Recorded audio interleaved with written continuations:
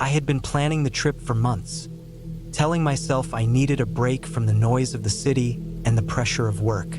By the time November of 2022 came around, I felt worn out in a way that made everything feel heavy, like my body had been carrying invisible weights for too long. I was 27, living alone in a small apartment in Lahore, and all I wanted was a few quiet days in the wilderness where I could breathe air that didn't taste like dust and fuel. I decided to camp in a remote forest area near Ayubia, a place I had only seen in photos online. The pictures showed thick trees, steep trails, and patches of ground untouched by anybody for weeks. That was exactly what I wanted, something empty, still, and far away from everything pulling at me. The drive took most of the day. By the time I reached the dirt track that led deeper into the forest, the sun had already dropped low, giving the sky a pale orange color. The last stretch of road was terrible. My car shook over every stone and dip, and dry leaves kept blowing across the hood. I finally reached a narrow clearing that looked like a solid enough place to park. I stepped out, stretched my legs, and felt that cold mountain air cut into my face. It felt cleaner than anything I had breathed in months. I walked deeper into the trees with my backpack, wanting to get far enough so no one passing by the road could see my tent. The forest felt empty, almost too empty.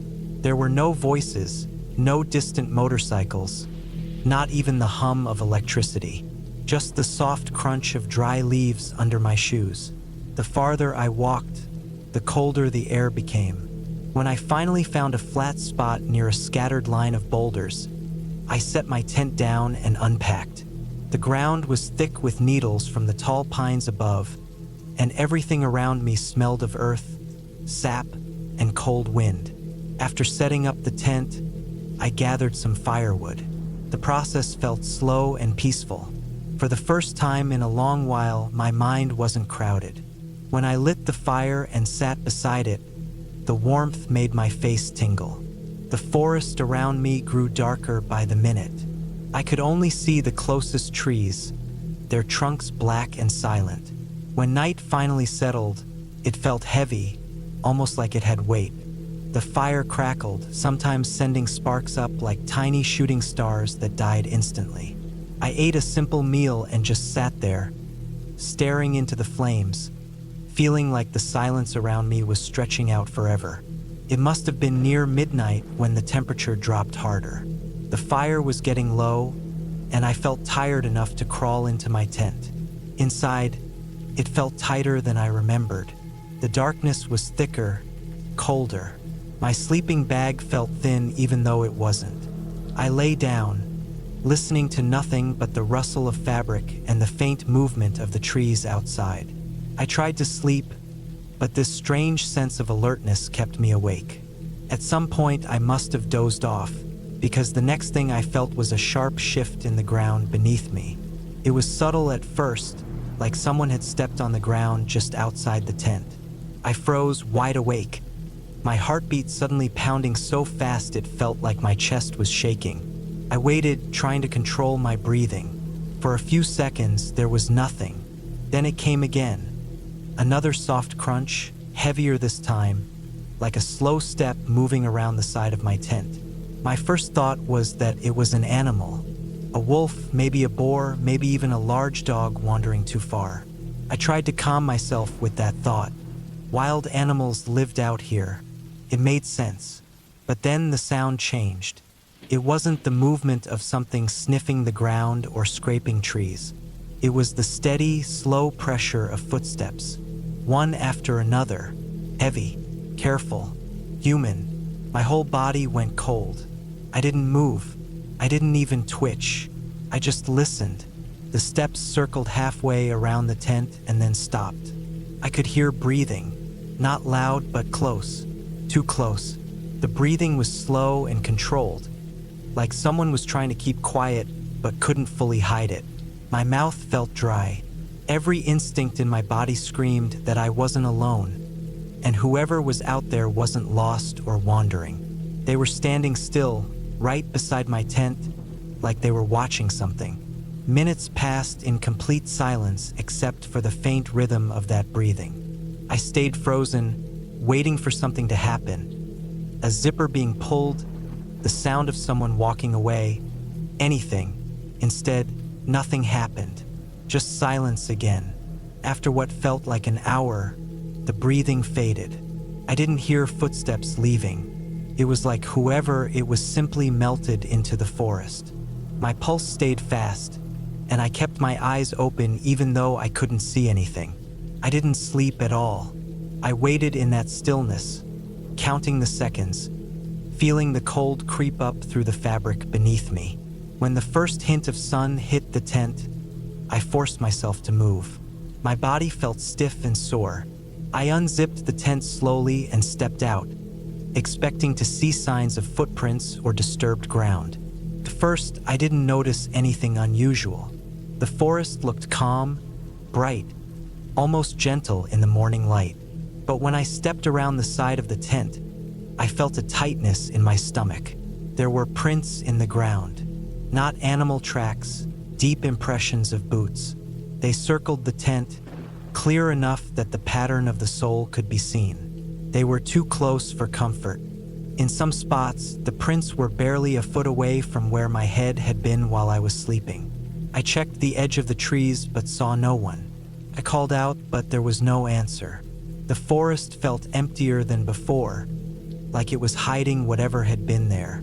A cold wind moved through the branches, sending leaves dancing across the ground. I felt exposed in a way I had never felt before.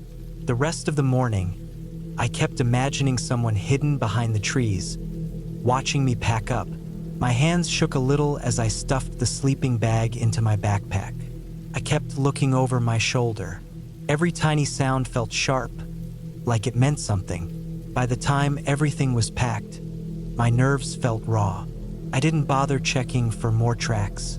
I just forced myself to start walking back toward the car.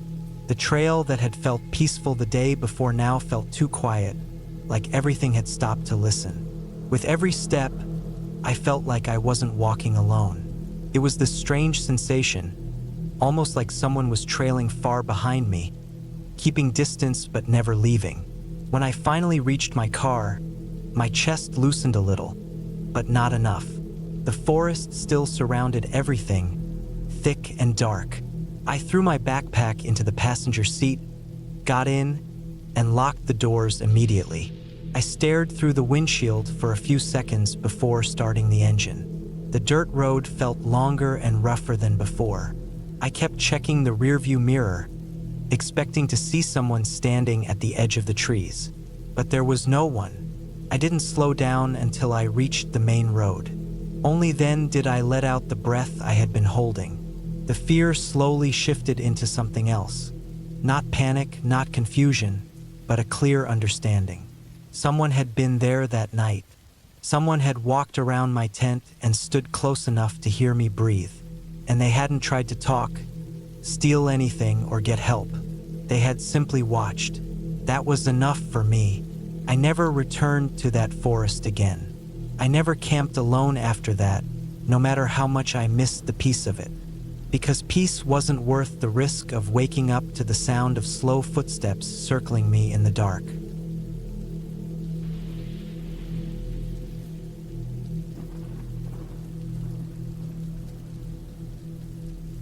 I decided to go camping alone in early September of 2019 after a long stretch of working late hours.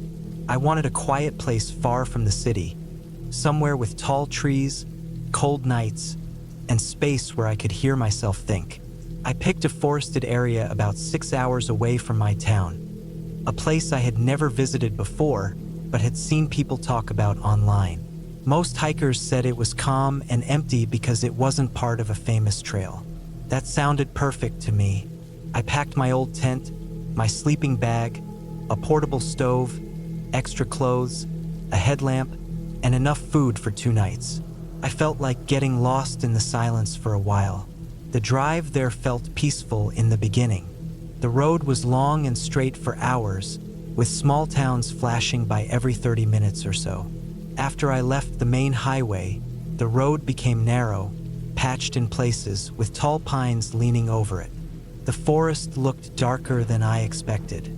Even though it was still afternoon, the trees blocked most of the sun. When I finally reached the small dirt clearing where I planned to leave my car, I noticed how quiet everything was. Not peaceful quiet, just empty quiet. Even the usual sounds of birds seemed muted. I walked around a little to make sure I would remember where I parked.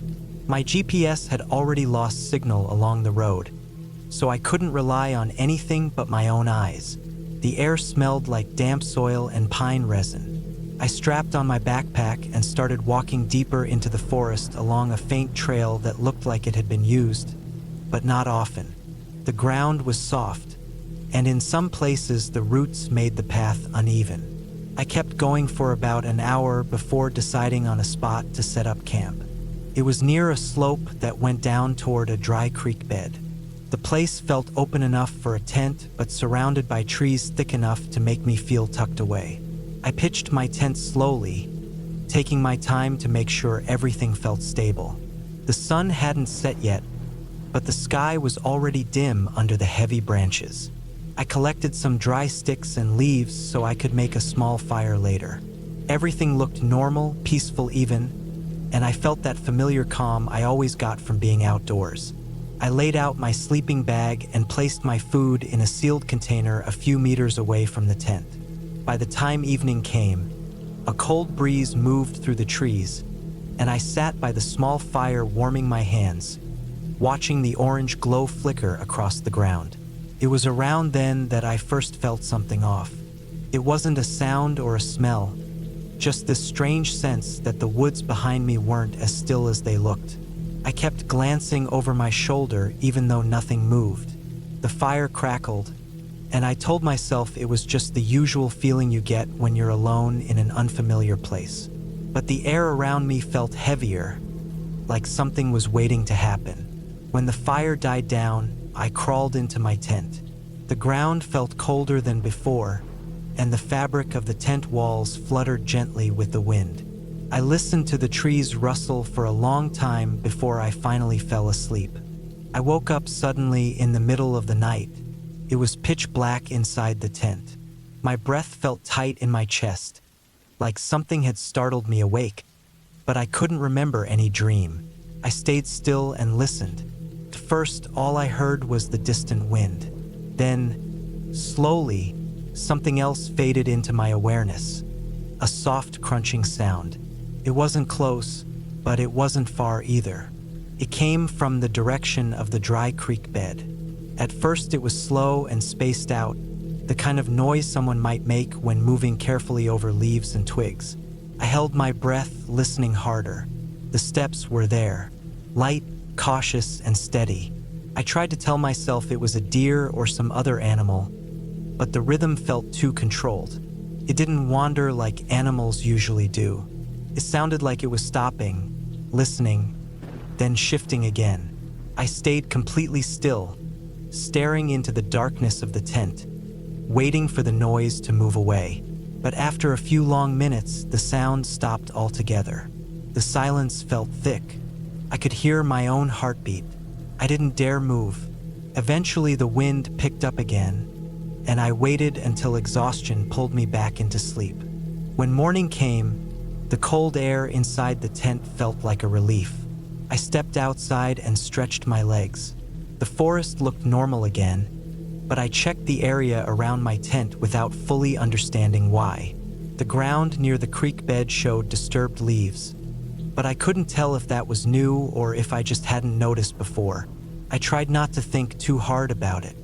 I made myself some breakfast and tried to enjoy the morning. But something in the back of my mind kept replaying the sound of those slow steps. I decided to go on a short hike to clear my head. I followed the trail deeper into the forest, keeping track of the direction I came from.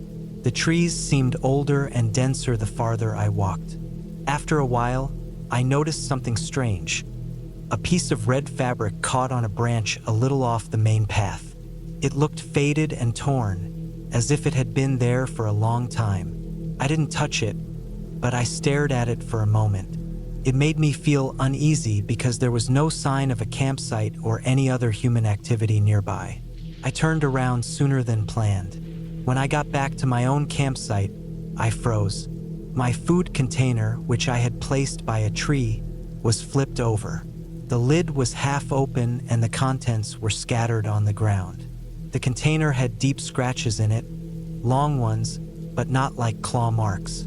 They looked more like something sharp had dragged across the plastic. There were no footprints around it that I could see clearly, just the disturbed leaves again. A heavy feeling dropped into my stomach. Someone had been at my camp. Someone who didn't want to be seen. I packed up slowly but firmly. I didn't want to seem rushed even though my hands were shaking a little. I folded the tent as neatly as I could, trying not to think about the night before. The forest felt too quiet again. The kind of quiet that felt like it was holding its breath. As I started making my way back toward the direction of my car, I kept glancing behind me. The trail looked different in daylight, despite being the same one I walked the day before. Every shadow felt too dark, every rustle too sharp. At one point, I thought I heard the same light crunching sound again behind me, but when I stopped and turned, nothing was there, just trees standing still like tall black pillars. I walked faster without breaking into a run. My throat felt tight, and my backpack seemed heavier than before. The forest felt wrong in a way I couldn't explain, as if I wasn't supposed to be there anymore. When I finally saw the clearing where my car was parked, a wave of relief hit me so hard that I almost laughed. But that relief vanished instantly when I noticed the ground near my car. The dirt there had the same long, dragged-out scratches as my food container. They were uneven, spaced strangely, almost like someone had been kneeling or sitting there while scraping something back and forth, carving lines into the soil. My car itself was untouched, but the sight of those marks made my skin crawl. Someone had been waiting near my car while I was deep in the woods. I unlocked the door, threw my backpack inside, and got in. My hands trembled as I started the engine. I didn't look in the mirrors. I didn't check the tree line. I just drove, bouncing over the uneven dirt path until I reached the main road. Only when I reached the highway did I finally breathe normally again. To this day, I still don't know who was in those woods with me. Maybe it was someone living out there, someone who didn't like strangers wandering through their space. Maybe it was someone hiding from something, or maybe it was someone who waited for campers to fall asleep before creeping close. Whatever the reason was, I knew one thing clearly as I drove home that day. Something had been watching me from the moment I stepped into that forest, and it had gotten close enough to touch the things I trusted to keep me safe. I never went back to that place, and I never will.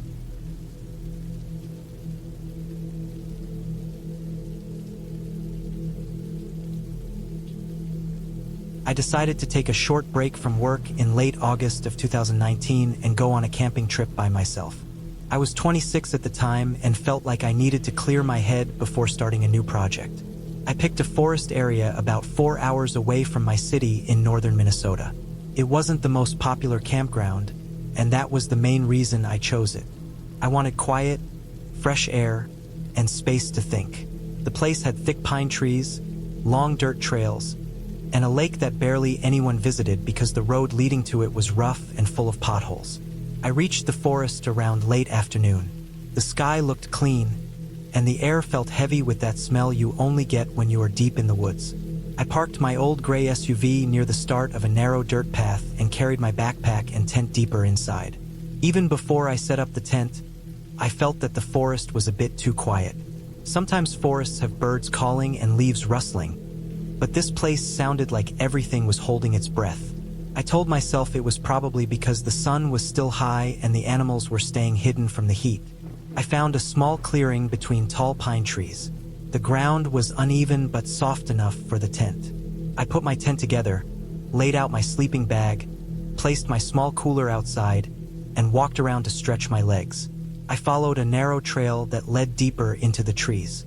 The ground had many dry branches, and I heard each crack under my feet. I kept walking until I reached a point where the trees became so close together that barely any light came through. Something about that tight space made me stop.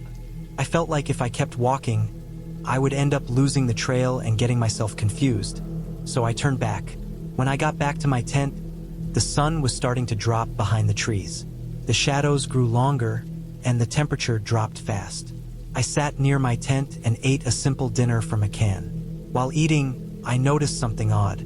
There were fresh footprints in the soft dirt close to the tree line. They weren't mine. Mine were deeper and messy because of my heavy boots.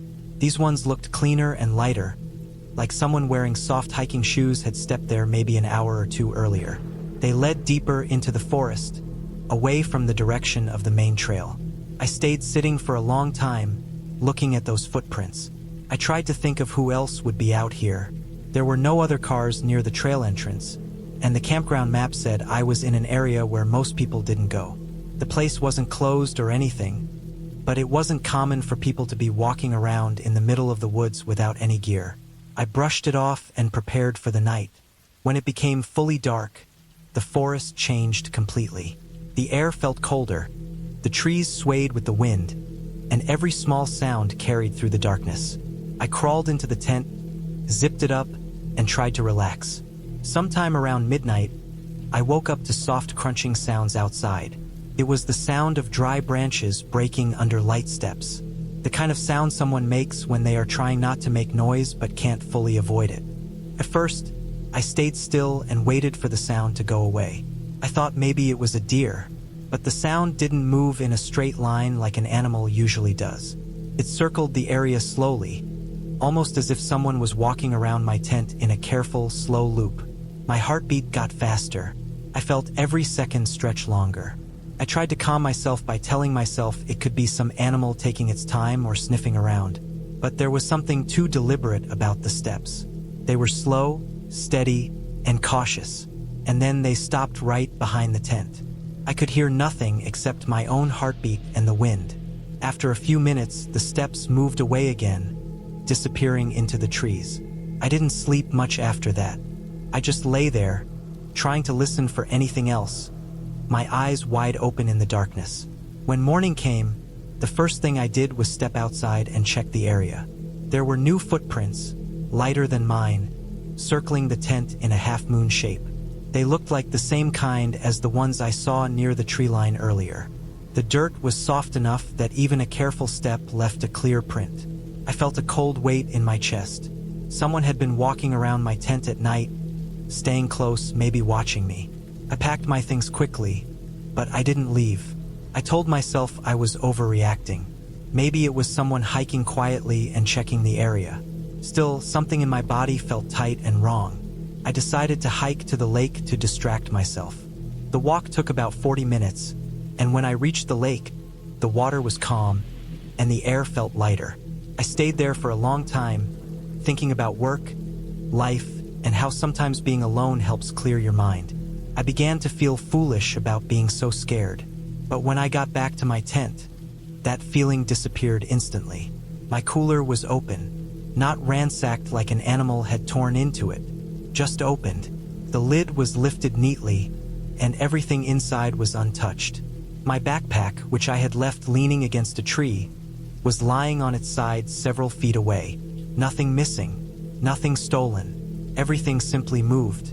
My tent zipper was partly undone, like someone tried to open it just a little. The footsteps from the night before made sense now. I realized that whoever was out here wasn't trying to steal anything. They were just getting closer, checking my things, looking around my camp, maybe even watching me while I was at the lake. By late afternoon, the forest felt different again. I kept scanning the trees, expecting to see someone standing there, half hidden, staring at me. But I saw nothing. The silence grew heavier, and every little sound made my stomach twist. I started packing everything for real this time. I didn't care about finishing the trip anymore. I just wanted to leave. As I shoved things into my bag, I heard one short, sharp branch crack from the same tight area of trees I had avoided yesterday. I didn't look long. I just grabbed the last of my things, threw them in the SUV, and started reversing down the dirt path. Before I turned the corner, I glanced back one last time. Someone was standing between the trees, not close enough to see their face, but I could see the shape of their body. Thin, wearing dark clothes, unmoving, just standing half hidden behind a pine tree, as if they had been waiting for me to finally look. I didn't stop. I didn't slow down. I drove until the forest was far behind me. When I reached the main road, my hands were shaking so hard it was difficult to hold the wheel. I kept checking my mirrors, expecting to see a figure in the distance, following the car, but the road stayed empty. When I finally made it home, I couldn't shake the feeling of how quiet the person had been, how close they had come, and how long they might have been watching me before I even noticed the first footprint. I never went back to that forest or any remote camping spot after that. I stick to crowded campgrounds now, the ones with families and noise. It's not peaceful, but peace doesn't matter as much to me anymore. Safety does. And the ending became clear to me with time. Whoever that person was, they didn't come to steal and they didn't come to talk. They came because they liked the feeling of being close to someone who didn't know they were there.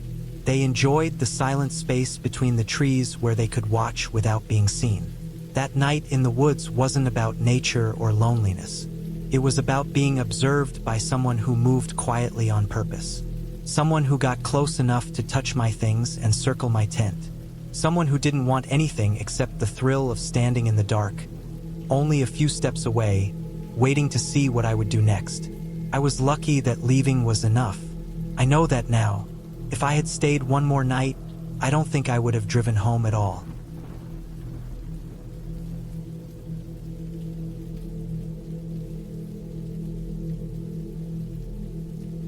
I remember the night like it was yesterday, even though it happened nearly a decade ago.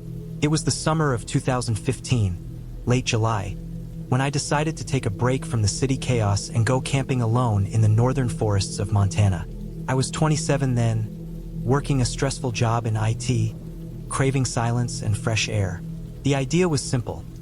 Pack my gear, head out to a remote spot I found on a map, and spend 3 days away from all distractions. What I didn't expect was how that trip would turn into one of the most unsettling experiences of my life.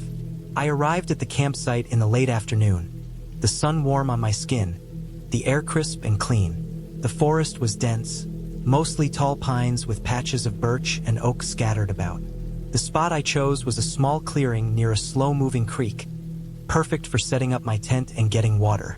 I pitched the tent carefully, making sure the stakes were tight and the rainfly secure, even though the forecast promised clear skies. I always preferred being cautious. As I unpacked my things, I noticed how quiet it was. No birds singing, no rustling in the bushes beyond the occasional breeze. The silence felt heavy, not peaceful. I shrugged it off. Maybe it was just the time of day. I filled my water bottle from the creek, the cold water fresh and clean. Then I gathered some dry wood to build a fire once the sun went down. When night came, the forest changed. Shadows deepened, and the temperature dropped quickly. I started the fire with some matches and dry twigs, the flames flickering against the darkness. I sat close to the fire, eating the simple meal I brought: canned beans, a granola bar, and some trail mix. The crackling of the fire was the only sound around me. Occasionally, I'd hear a distant owl or the scurry of a small animal in the underbrush. After eating, I settled back to enjoy the night sky. The stars were incredible out there, thousands of pinpoints shining through the gaps between the trees.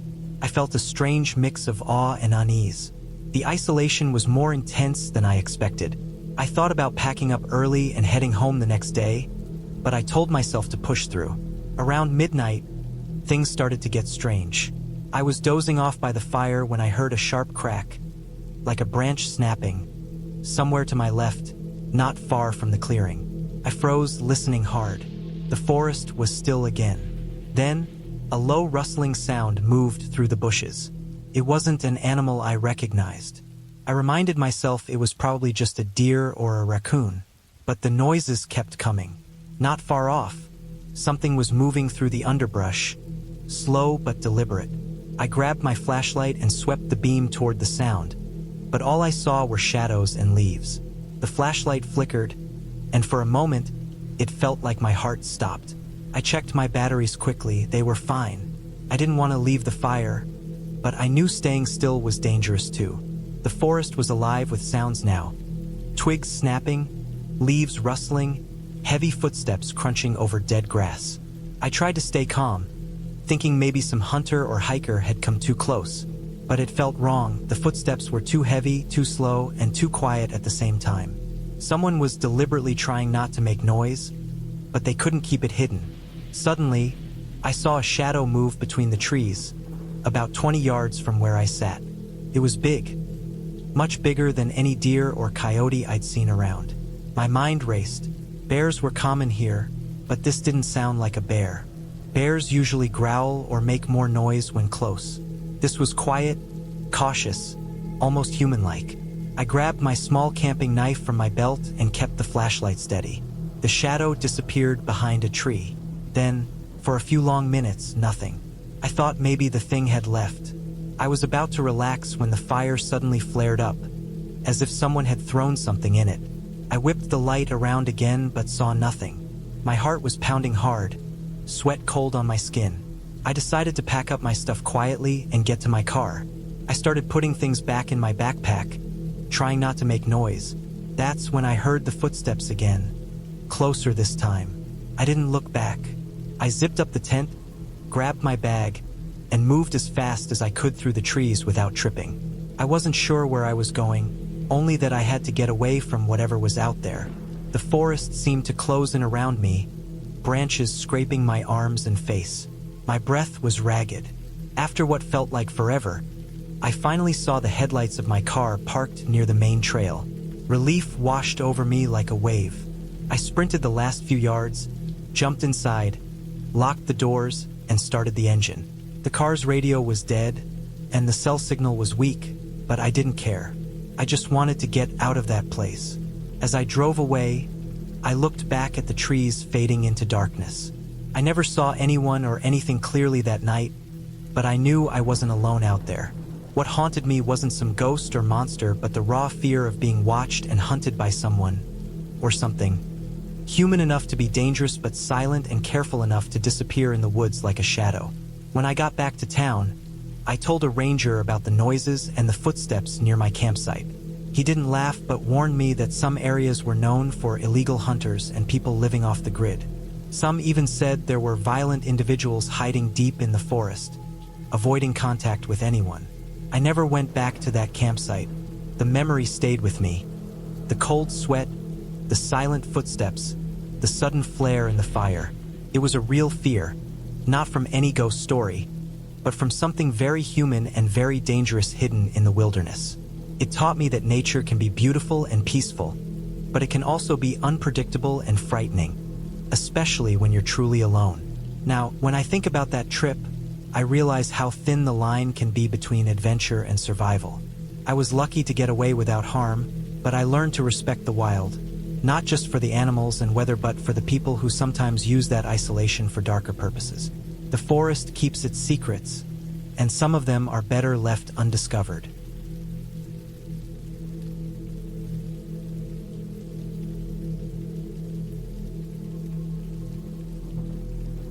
I remember the night like it was yesterday, even though it happened nearly a decade ago.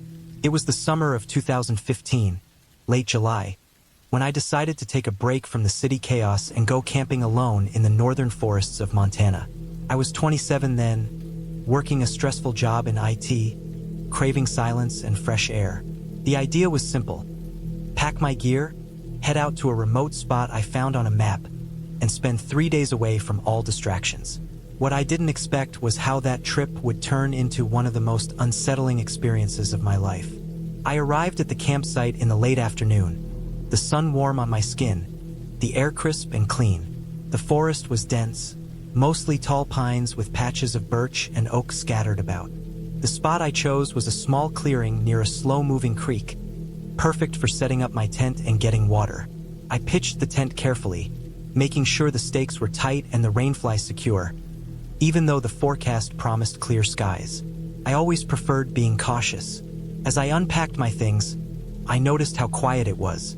No birds singing, No rustling in the bushes beyond the occasional breeze. The silence felt heavy, not peaceful. I shrugged it off. Maybe it was just the time of day. I filled my water bottle from the creek, the cold water fresh and clean. Then I gathered some dry wood to build a fire once the sun went down. When night came, the forest changed. Shadows deepened, and the temperature dropped quickly. I started the fire with some matches and dry twigs, the flames flickering against the darkness. I sat close to the fire, eating the simple meal I brought: canned beans, a granola bar, and some trail mix. The crackling of the fire was the only sound around me. Occasionally, I'd hear a distant owl or the scurry of a small animal in the underbrush. After eating, I settled back to enjoy the night sky. The stars were incredible out there, thousands of pinpoints shining through the gaps between the trees. I felt a strange mix of awe and unease. The isolation was more intense than I expected. I thought about packing up early and heading home the next day, but I told myself to push through. Around midnight, things started to get strange. I was dozing off by the fire when I heard a sharp crack, like a branch snapping, somewhere to my left, not far from the clearing. I froze, listening hard. The forest was still again. Then, a low rustling sound moved through the bushes. It wasn't an animal I recognized. I reminded myself it was probably just a deer or a raccoon, but the noises kept coming. Not far off, something was moving through the underbrush, slow but deliberate. I grabbed my flashlight and swept the beam toward the sound, but all I saw were shadows and leaves. The flashlight flickered, and for a moment, it felt like my heart stopped. I checked my batteries quickly. They were fine. I didn't want to leave the fire, but I knew staying still was dangerous too. The forest was alive with sounds now. Twigs snapping, leaves rustling, heavy footsteps crunching over dead grass. I tried to stay calm, thinking maybe some hunter or hiker had come too close. But it felt wrong. The footsteps were too heavy, too slow, and too quiet at the same time. Someone was deliberately trying not to make noise, but they couldn't keep it hidden. Suddenly, I saw a shadow move between the trees, about 20 yards from where I sat. It was big, much bigger than any deer or coyote I'd seen around. My mind raced. Bears were common here, but this didn't sound like a bear. Bears usually growl or make more noise when close. This was quiet, cautious, almost human-like. I grabbed my small camping knife from my belt and kept the flashlight steady. The shadow disappeared behind a tree. Then, for a few long minutes, nothing. I thought maybe the thing had left. I was about to relax when the fire suddenly flared up, as if someone had thrown something in it. I whipped the light around again but saw nothing. My heart was pounding hard, sweat cold on my skin. I decided to pack up my stuff quietly and get to my car. I started putting things back in my backpack, trying not to make noise. That's when I heard the footsteps again, closer this time. I didn't look back. I zipped up the tent, grabbed my bag, and moved as fast as I could through the trees without tripping. I wasn't sure where I was going, only that I had to get away from whatever was out there. The forest seemed to close in around me, branches scraping my arms and face. My breath was ragged. After what felt like forever, I finally saw the headlights of my car parked near the main trail. Relief washed over me like a wave. I sprinted the last few yards, jumped inside, locked the doors, and started the engine. The car's radio was dead, and the cell signal was weak, but I didn't care. I just wanted to get out of that place. As I drove away, I looked back at the trees fading into darkness. I never saw anyone or anything clearly that night, but I knew I wasn't alone out there. What haunted me wasn't some ghost or monster, but the raw fear of being watched and hunted by someone, or something. Human enough to be dangerous but silent and careful enough to disappear in the woods like a shadow. When I got back to town, I told a ranger about the noises and the footsteps near my campsite. He didn't laugh but warned me that some areas were known for illegal hunters and people living off the grid. Some even said there were violent individuals hiding deep in the forest, avoiding contact with anyone. I never went back to that campsite. The memory stayed with me. The cold sweat, the silent footsteps, the sudden flare in the fire. It was a real fear, not from any ghost story, but from something very human and very dangerous hidden in the wilderness. It taught me that nature can be beautiful and peaceful, but it can also be unpredictable and frightening, especially when you're truly alone. Now, when I think about that trip, I realize how thin the line can be between adventure and survival. I was lucky to get away without harm, but I learned to respect the wild, not just for the animals and weather but for the people who sometimes use that isolation for darker purposes. The forest keeps its secrets, and some of them are better left undiscovered.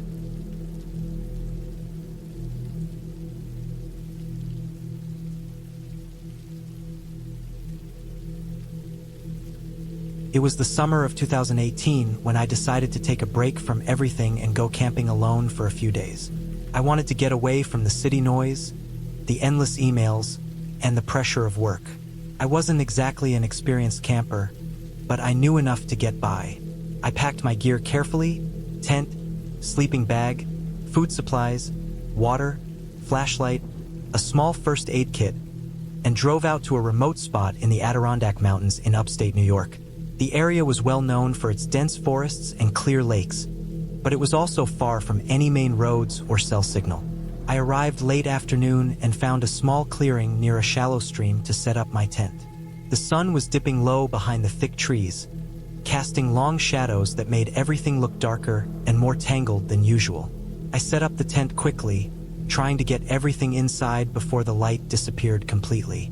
Once the tent was secure, I built a small campfire, enough to keep me warm but not so big that it would attract unwanted attention. The air smelled fresh, with hints of pine and wet earth. For a moment, everything seemed peaceful, just what I needed. I cooked a simple meal over the fire, canned beans and some bread I had brought along, then sat back to listen to the sounds of the forest. Birds were quieting down, replaced by the distant calls of frogs and the occasional rustle of leaves. I could hear the water trickling by the stream. The night was settling in fast, and I was glad for my flashlight and warm sleeping bag. I wasn't expecting anything strange. After all, I had done some research and knew this was a safe area to camp. Around 10 p.m., I was already inside the tent, the fire dying down outside. I was feeling tired but satisfied with the day. Just as I was about to close my eyes, I heard a sharp crack. Not from the fire, but from somewhere deep in the woods nearby. It was loud and sudden, like a heavy branch snapping underfoot. My heart jumped. I paused, listening carefully.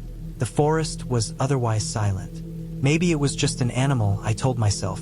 Deer or maybe a raccoon. I tried to relax, but my mind started running through worst-case scenarios. Could it be a bear? Or worse, a person? I decided to check the perimeter of my campsite quietly, with the flashlight in hand. As I stepped outside the tent, the cold night air hit me. I scanned the area in slow circles with the light, shining it into the bushes and trees. Nothing moved. I thought I was safe, but then, just beyond the tree line, I caught a glimpse of something unusual. A figure crouched low, almost hidden behind a large pine tree. It was hard to tell exactly what it was. My first instinct was to freeze. I stood still, barely breathing. The figure didn't move. After what felt like an eternity but was probably only a few seconds, it disappeared. I hurried back into the tent and zipped the flap shut. My hands were shaking. I pulled out my phone to check the signal, hoping to call for help if needed. But there was none. Not even one bar. The nearest ranger station was miles away, and I was alone. The rest of the night was long and restless. Every little sound made me jump. The rustling of leaves, the snapping of twigs, the distant howl of some wild animal. I stayed awake, clutching my flashlight and listening. I kept imagining the figure coming closer or circling around the camp. Around 3 a.m., I heard it again. That snapping noise, but closer this time, like someone or something was walking just outside my tent. The crunch of footsteps on dry leaves. My mind screamed to run, but my body was frozen with fear. I held the flashlight ready and unzipped the tent slightly to peek outside. The beam caught something moving, a shadow crossing the edge of the light. Then, just as suddenly as it came, the footsteps stopped. There was silence.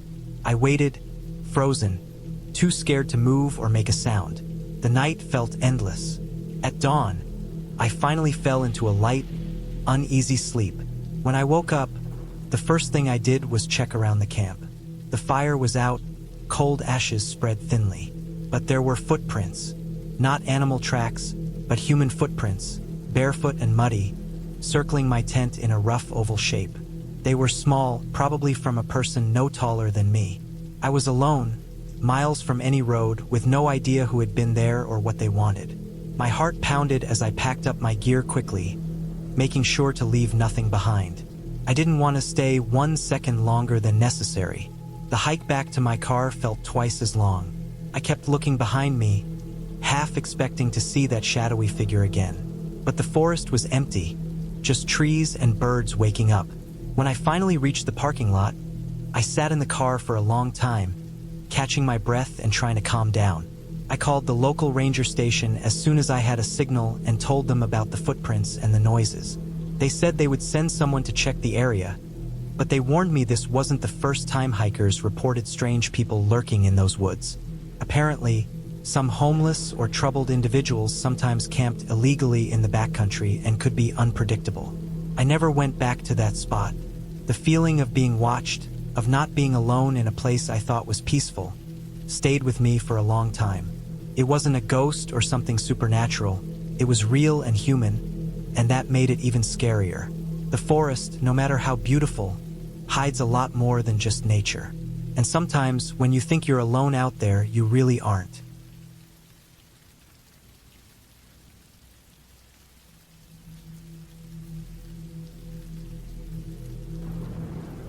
I arrived at the campsite in the late afternoon, somewhere deep in the dense forests of northern Minnesota.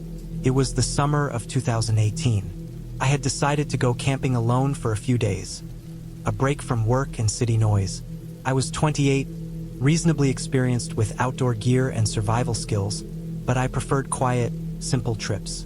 Nothing fancy, just me, a tent, a sleeping bag, some food, and the wilderness. The forest was thick with tall pine trees, the kind that almost blot out the sky when you look up.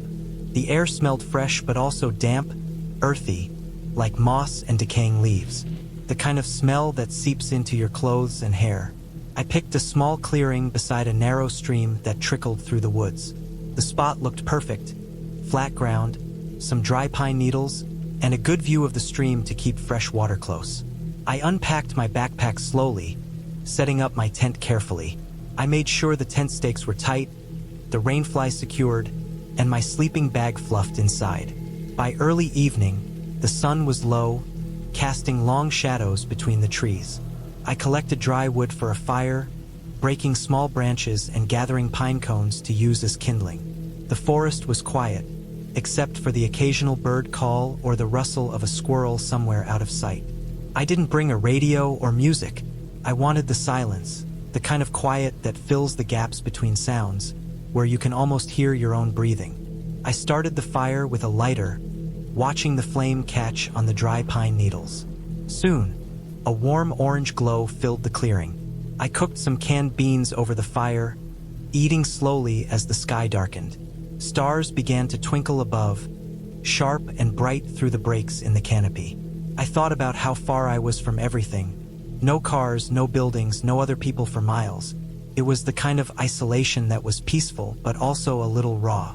After eating, I cleaned up carefully, putting the empty cans and food scraps into a plastic bag to carry out later. I made sure to hang it from a high branch, away from the ground, to keep bears or raccoons from smelling it. The forest was home to plenty of wildlife, and I respected that. I settled inside my tent around 10 p.m., laying out my sleeping bag and flashlight. I wasn't ready to sleep just yet. I opened the tent flap slightly and looked out into the blackness. The stream's faint gurgle was soothing. I felt calm, even a little tired. The night was cool but not cold. I zipped up the tent and reached for my book. It was about midnight when I heard the first strange noise. At first, it was subtle, a low, slow scraping sound coming from the edge of the clearing, near the thicker trees. I paused, listening carefully, trying to decide if it was an animal or just the wind moving dead branches. The sound was uneven, like something heavy being dragged across rocks or dirt. It wasn't the usual rustling of small animals. I stayed still for a few minutes, eyes wide in the dark. Then the sound stopped.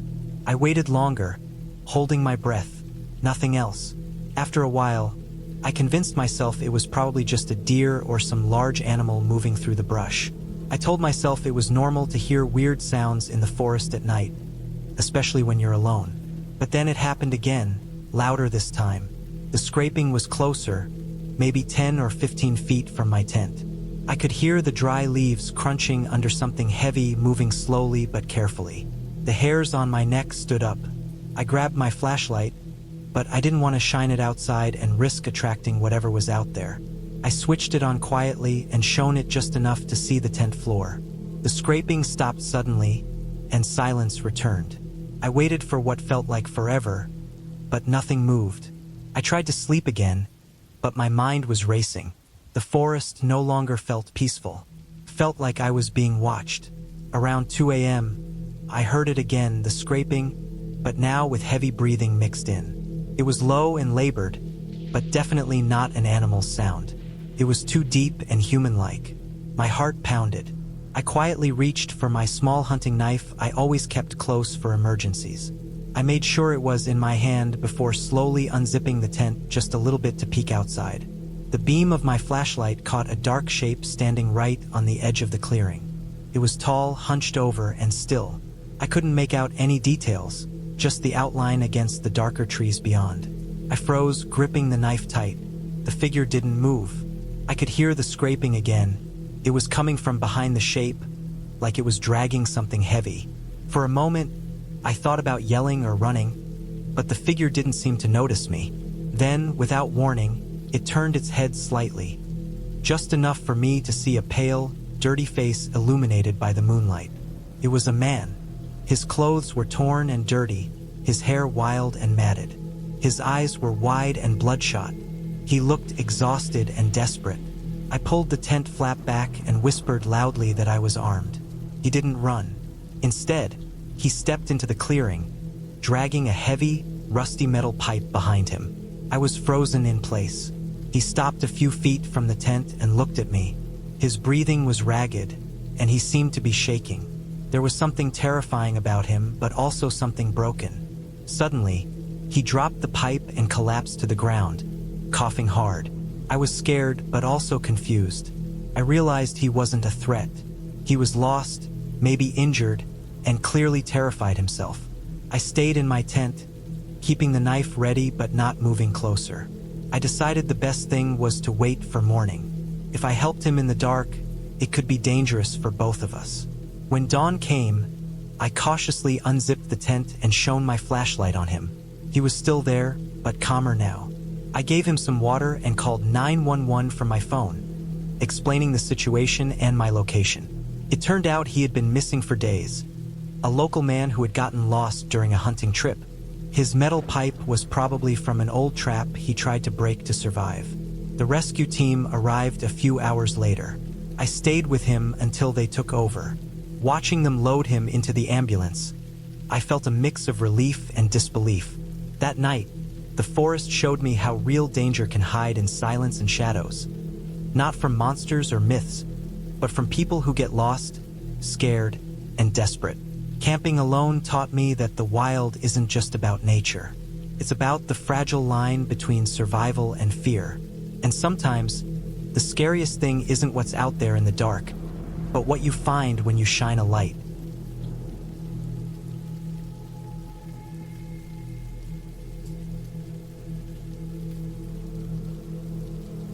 I decided to go camping alone for the first time in the summer of 2019. I was 27 then, working a normal job in a small town near the Appalachian Mountains. I'd done group camping trips before, but this was different. I wanted to test myself, see if I could handle being completely on my own out in the woods. I picked a spot in a national forest about a 2-hour drive from my house. The forest was known for its dense trees and rough trails, but not many people went that deep, so it promised some good isolation. I arrived just after noon on a Wednesday. The air was already thick with humidity and the smell of wet leaves and pine. I had my backpack loaded with the essentials: a tent, sleeping bag, food for 3 days, a first aid kit, a flashlight, and some extra batteries. I also packed a map and compass, though I didn't expect to get lost. I told a couple of friends where I was going and when I checked back in, just in case. The trail to my camping spot was narrow and overgrown, making me glad I was wearing sturdy boots. I walked steadily, feeling the soft crunch of leaves and twigs underfoot. The forest was alive with birds and insects, the usual sounds that somehow felt soothing but also made the silence heavier. After about 2 hours, I found a small clearing near a stream. It wasn't marked on the map, but it looked perfect. Flat ground, good water access, and surrounded by tall trees that gave some shade. I set up my tent slowly, making sure to stake it tightly because I knew the weather could change quickly. The sky was clear at first, but I could see thick clouds gathering on the horizon. Once my tent was up, I explored the area a bit more, marking the spots where I could refill my water bottle.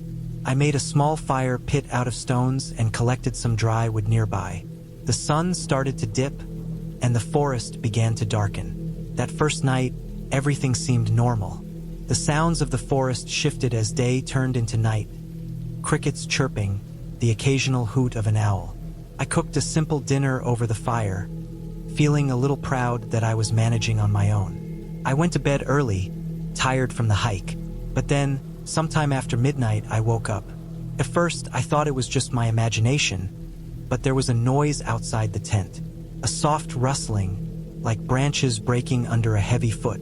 I froze, heart pounding. I told myself it was probably just a deer or some other animal, but the noise didn't stop.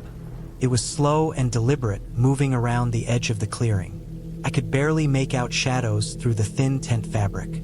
I grabbed my flashlight, trying to steady my breath, and unzipped the tent just enough to peek out. The beam swept across the trees, but there was nothing there. No eyes, no movement. I stayed quiet, listening. Then I heard it again, a distinct crunch, closer this time. The hairs on my neck stood up. I had my knife on me, but I wasn't about to leave the tent. I zipped up quickly and pulled the sleeping bag over me. I stayed awake for hours, listening to every sound. Eventually, the rustling stopped, and the forest fell silent again. The next day, I was on edge. I kept my knife handy and stayed near the fire pit, ready to light the fire if needed. I explored the area cautiously, looking for any signs of what had made the noise. That's when I saw them, footprints. Large, heavy prints in the soft mud by the stream. They weren't animal tracks. The shape was wrong, too big to be a bear or deer. They were human, but that didn't make sense. I was miles from any trail, and no one else was supposed to be around.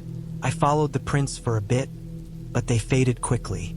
It was like whoever made them had been careful to stay out of sight. My mind raced with possibilities. Was it a hunter? Someone else camping illegally? A hiker who had lost their way? I didn't want to jump to conclusions, but I couldn't shake the feeling that I was being watched. That evening, the sky was gray and heavy with rain. I sat inside the tent, listening to the patter of water on the fabric. The forest felt different now, less peaceful, more tense. I kept the fire going, partly for warmth and partly to keep whatever it was away. Then, out of nowhere, I heard footsteps again. This time, they were right outside the tent. Not the slow, careful kind from the night before, but faster, almost like someone was moving quickly to avoid being heard. I held my breath, clutching the flashlight and knife. The footsteps stopped. For a long moment, there was nothing but the rain. Suddenly, a loud snap, the sound of a branch breaking very close. My heart jumped into my throat. I shined the flashlight toward the noise, but again, there was nothing visible. I stayed still, waiting. Then the footsteps moved away, disappearing into the forest. I realized I couldn't stay there one more night. I packed up as quickly as I could, the rain making everything slippery and cold. My hands trembled as I folded the tent and stuffed my things into the bag. The forest felt darker now, oppressive almost. I followed the trail back, not daring to look behind me. On the hike out, I thought about calling the forest ranger or the police, but I wasn't sure what I could say. There were no signs of anyone camping near me, no clear evidence besides the footprints and the noises. Maybe it was a hunter or someone trying to scare off trespassers. Or maybe something worse. When I finally got back to my car, soaked and exhausted, I locked the doors and sat there for a few minutes, breathing hard. I called a friend and told them I was coming home early. Driving away from the forest, I glanced in the rearview mirror, half expecting to see someone watching from the tree line. But there was nothing. I never went back to that spot, and I've been careful about where I camped since. The woods can feel peaceful during the day, but at night, they hide all kinds of things. I learned that sometimes the scariest part isn't ghosts or monsters, but just the knowledge that you're not as alone as you think. There are people out there, moving silently in the dark, and you never know what they want, or what they might do if they find you. That camping trip taught me to trust my instincts and to be prepared for more than just nature's challenges. It was a harsh lesson, but one I'm grateful for, because in the end, the forest didn't scare me as much as the unknown presence that stalked the night beside me. And sometimes that's enough to make you never want to go back.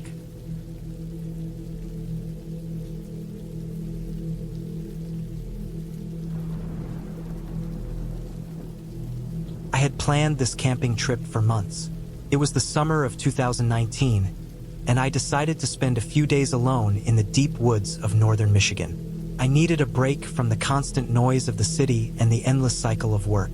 I was 27, used to roughing it a bit, but this was my first solo trip that far into the wilderness. The spot I chose was about 10 miles off the nearest dirt road, at a small clearing beside a slow-moving river. It was the perfect place, or so I thought. I arrived late in the afternoon, carrying my backpack and gear along a narrow, overgrown trail. The air was warm, filled with the thick smell of pine and wet earth. The sun was already dipping behind the tall trees, casting long shadows. The forest was dense and quiet except for the occasional rustle of small animals or birds settling in for the night. I set up my tent near the riverbank, making sure it was tight and secure. The sound of the water was calming, like a natural white noise. I built a small fire, careful to keep it controlled, and cooked some canned beans over the flames. After eating, I cleaned up, buried the trash, and sat by the fire for a while, listening to the night sounds. Crickets chirping, leaves rustling in the breeze, and the distant hoot of an owl. It was peaceful and exactly what I wanted. I felt a little tired from the hike, but excited to sleep under the stars. As darkness fully settled, I crawled into my sleeping bag inside the tent. The thin fabric barely blocked the cool night air, and I could hear every sound outside as if I was still out there. The river's gentle babble mixed with the occasional snap of a twig somewhere nearby. At first, I felt safe. But then, as I lay still in the dark, I noticed something else. A faint but steady sound, like footsteps crunching on dry leaves, slowly circling my campsite. I froze, straining to hear better. The footsteps were slow, careful, and low to the ground. No animals I knew moved like that, too steady and deliberate. I reached slowly for my flashlight but kept my breathing calm. The sound seemed to circle the fire, getting closer with each pass, then moving back. My heart began to beat faster, but I reminded myself it was probably a deer or some other animal curious about the firelight. I stayed as quiet as possible, shining the flashlight briefly outside the tent. The beam swept over the dark trees, the river, and the clearing, but I saw nothing. No eyes reflecting back, no movement beyond the shadows. The footsteps stopped for a moment, and then I heard a different noise, soft, dragging sounds coming from the direction of the trail. That made me tense up even more. Whatever it wasn't just circling anymore. It was moving toward me. I decided to leave the tent, grab my backpack, and head back to my truck on the road. I didn't want to stay another night with someone or something around. I zipped the tent open slowly, keeping the flashlight steady. Outside, the night air was cooler, and the fire was dying down. I packed my things quietly, all the while listening. The forest felt different, heavier somehow. As I was about to shoulder my pack, I heard a low, guttural growl behind me, maybe 15 feet away near the riverbank. My heart jumped into my throat. The growl wasn't like any animal I'd ever heard. It was deep, rough, almost human, but not quite. I froze again, scanning the darkness. The flashlight caught something. A large shape, bigger than a deer, hunched low near the water. Panic hit me then. I remembered the survival advice about predators: don't run, don't turn your back. But I had no weapon beyond a small knife and my flashlight. I slowly backed toward the trail, keeping my eyes on the shape.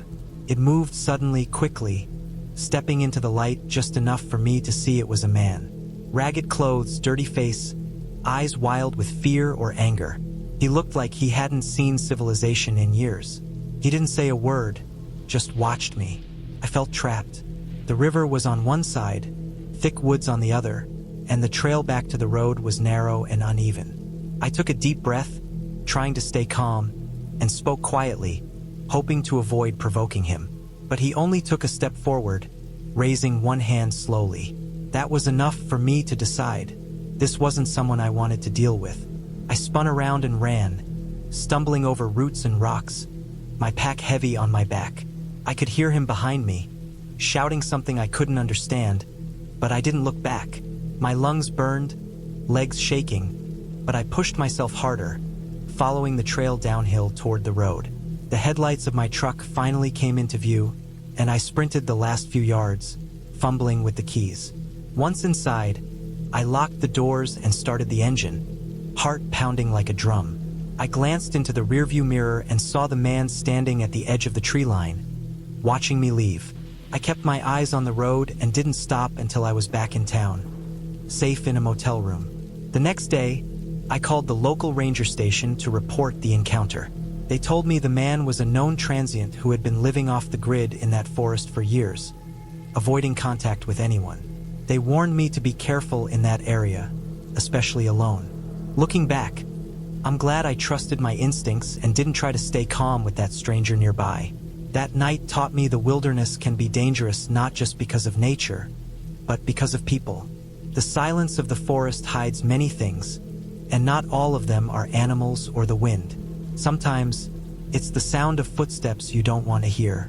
Since then, I always camp with a buddy or near a busy trail, and I carry extra safety gear.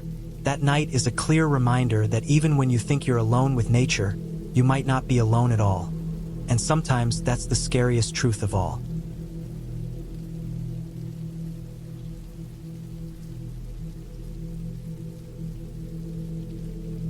The summer of 2019 was supposed to be my first real taste of independence.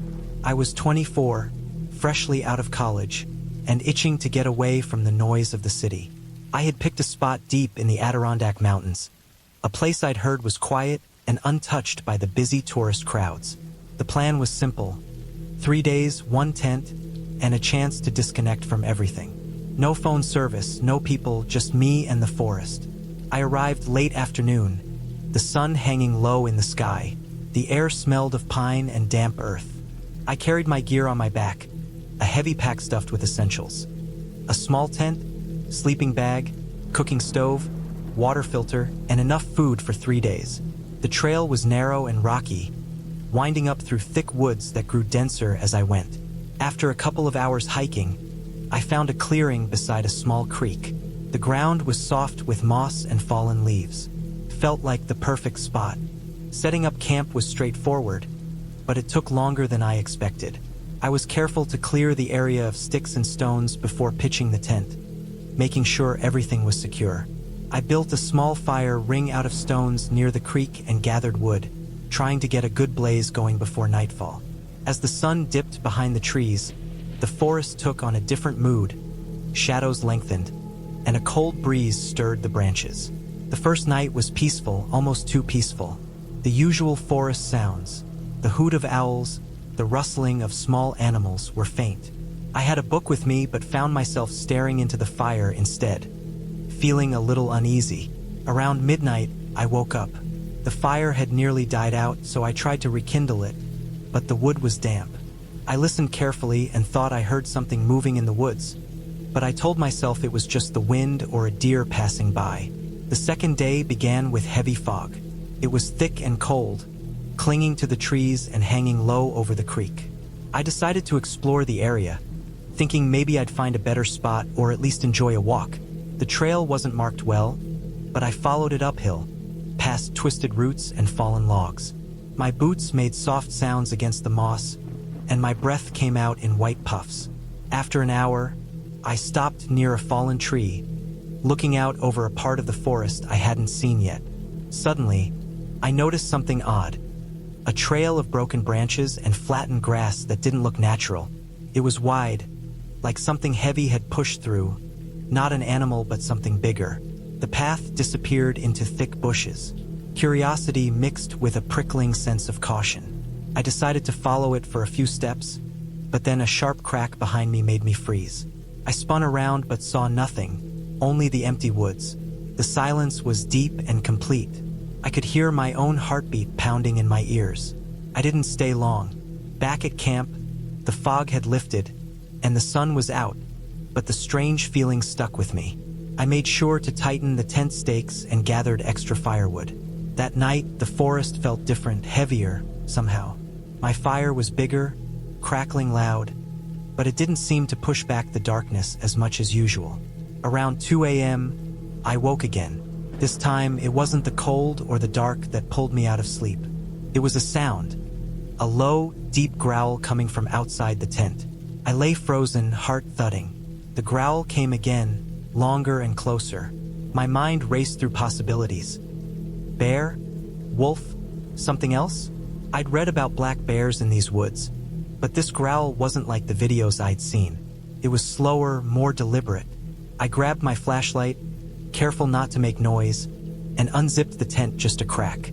The beam cut through the darkness, landing on the edge of the tree line. Nothing moved, but the growling stopped. The forest was silent again. I stayed like that for what felt like an hour, barely breathing. The next morning, I saw the damage. Near the fire pit, the ground was churned up, as if something big had dug into the dirt. A few stones from the fire ring were scattered, and some of my food containers were torn open. I didn't find any footprints, not the kind I expected from a bear or deer, just strange marks, long scrapes on the ground, like claws but too large to be from any animal I knew. I packed quickly, feeling my skin crawl with every rustle in the bushes. The forest no longer felt like a place of peace, but one I needed to leave fast. As I followed the trail back down, I kept glancing behind me. Every time, I thought I saw movement, a shadow slipping between trees, just out of clear sight. About halfway down the trail, I came to a narrow bridge crossing a creek. The wood was old and rotting, and as I stepped on it, it groaned loudly. I froze, listening. That growl came again, but this time from the other side of the creek. It was closer and angrier. I sprinted across the bridge, heart pounding so hard I thought it might burst through my chest.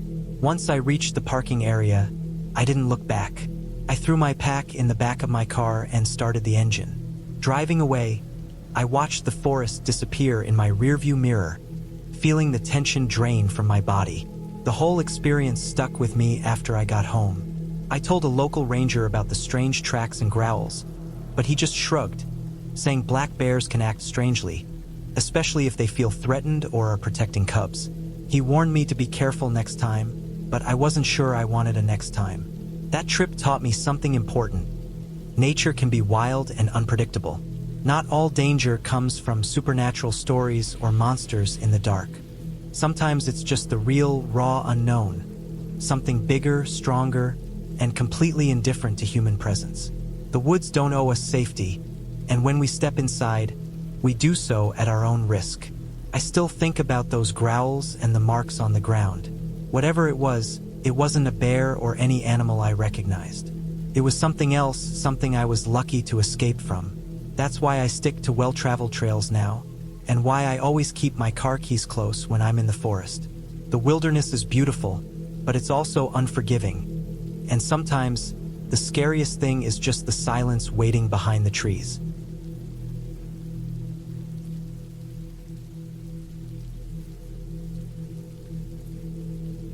I decided to camp alone in late September of 2019, thinking the cold nights would keep most people away. I wanted silence more than anything.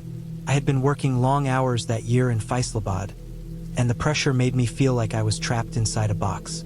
I just needed a place where I could hear my own breathing again. I chose a forested area near a small lake in northern Khyber Pakhtunkhwa, far from the usual tourist spots. The place wasn't famous, and that made it perfect for me. I drove there in the late afternoon, the sun already low behind the trees. The road was narrow and rough. Dry leaves kept blowing across the path, and every now and then a branch scraped the side of my old silver car. I didn't care. I kept thinking about the quiet waiting for me. When I reached the edge of the forest, I parked under a tall pine tree and stepped out. The air felt colder than I expected, almost like winter. I could smell damp earth and something like metal, a sharp smell that came from the lake nearby. I carried my backpack, tent, sleeping bag, and a small metal box of food. I walked deeper into the woods, following a faint old trail that looked unused for months. The ground felt soft and uneven. Some parts were covered in thick moss, and when I stepped on it, it made a quiet squishing sound. The wind moved through the trees in long waves. That sound always calmed me. After walking for maybe 20 minutes, I reached a small clearing close to the water. The lake was dark and still, with a thin layer of mist moving above it like slow smoke. I dropped my stuff and began setting up my tent. My hands were cold, so I had to keep stopping to warm them inside my jacket pockets.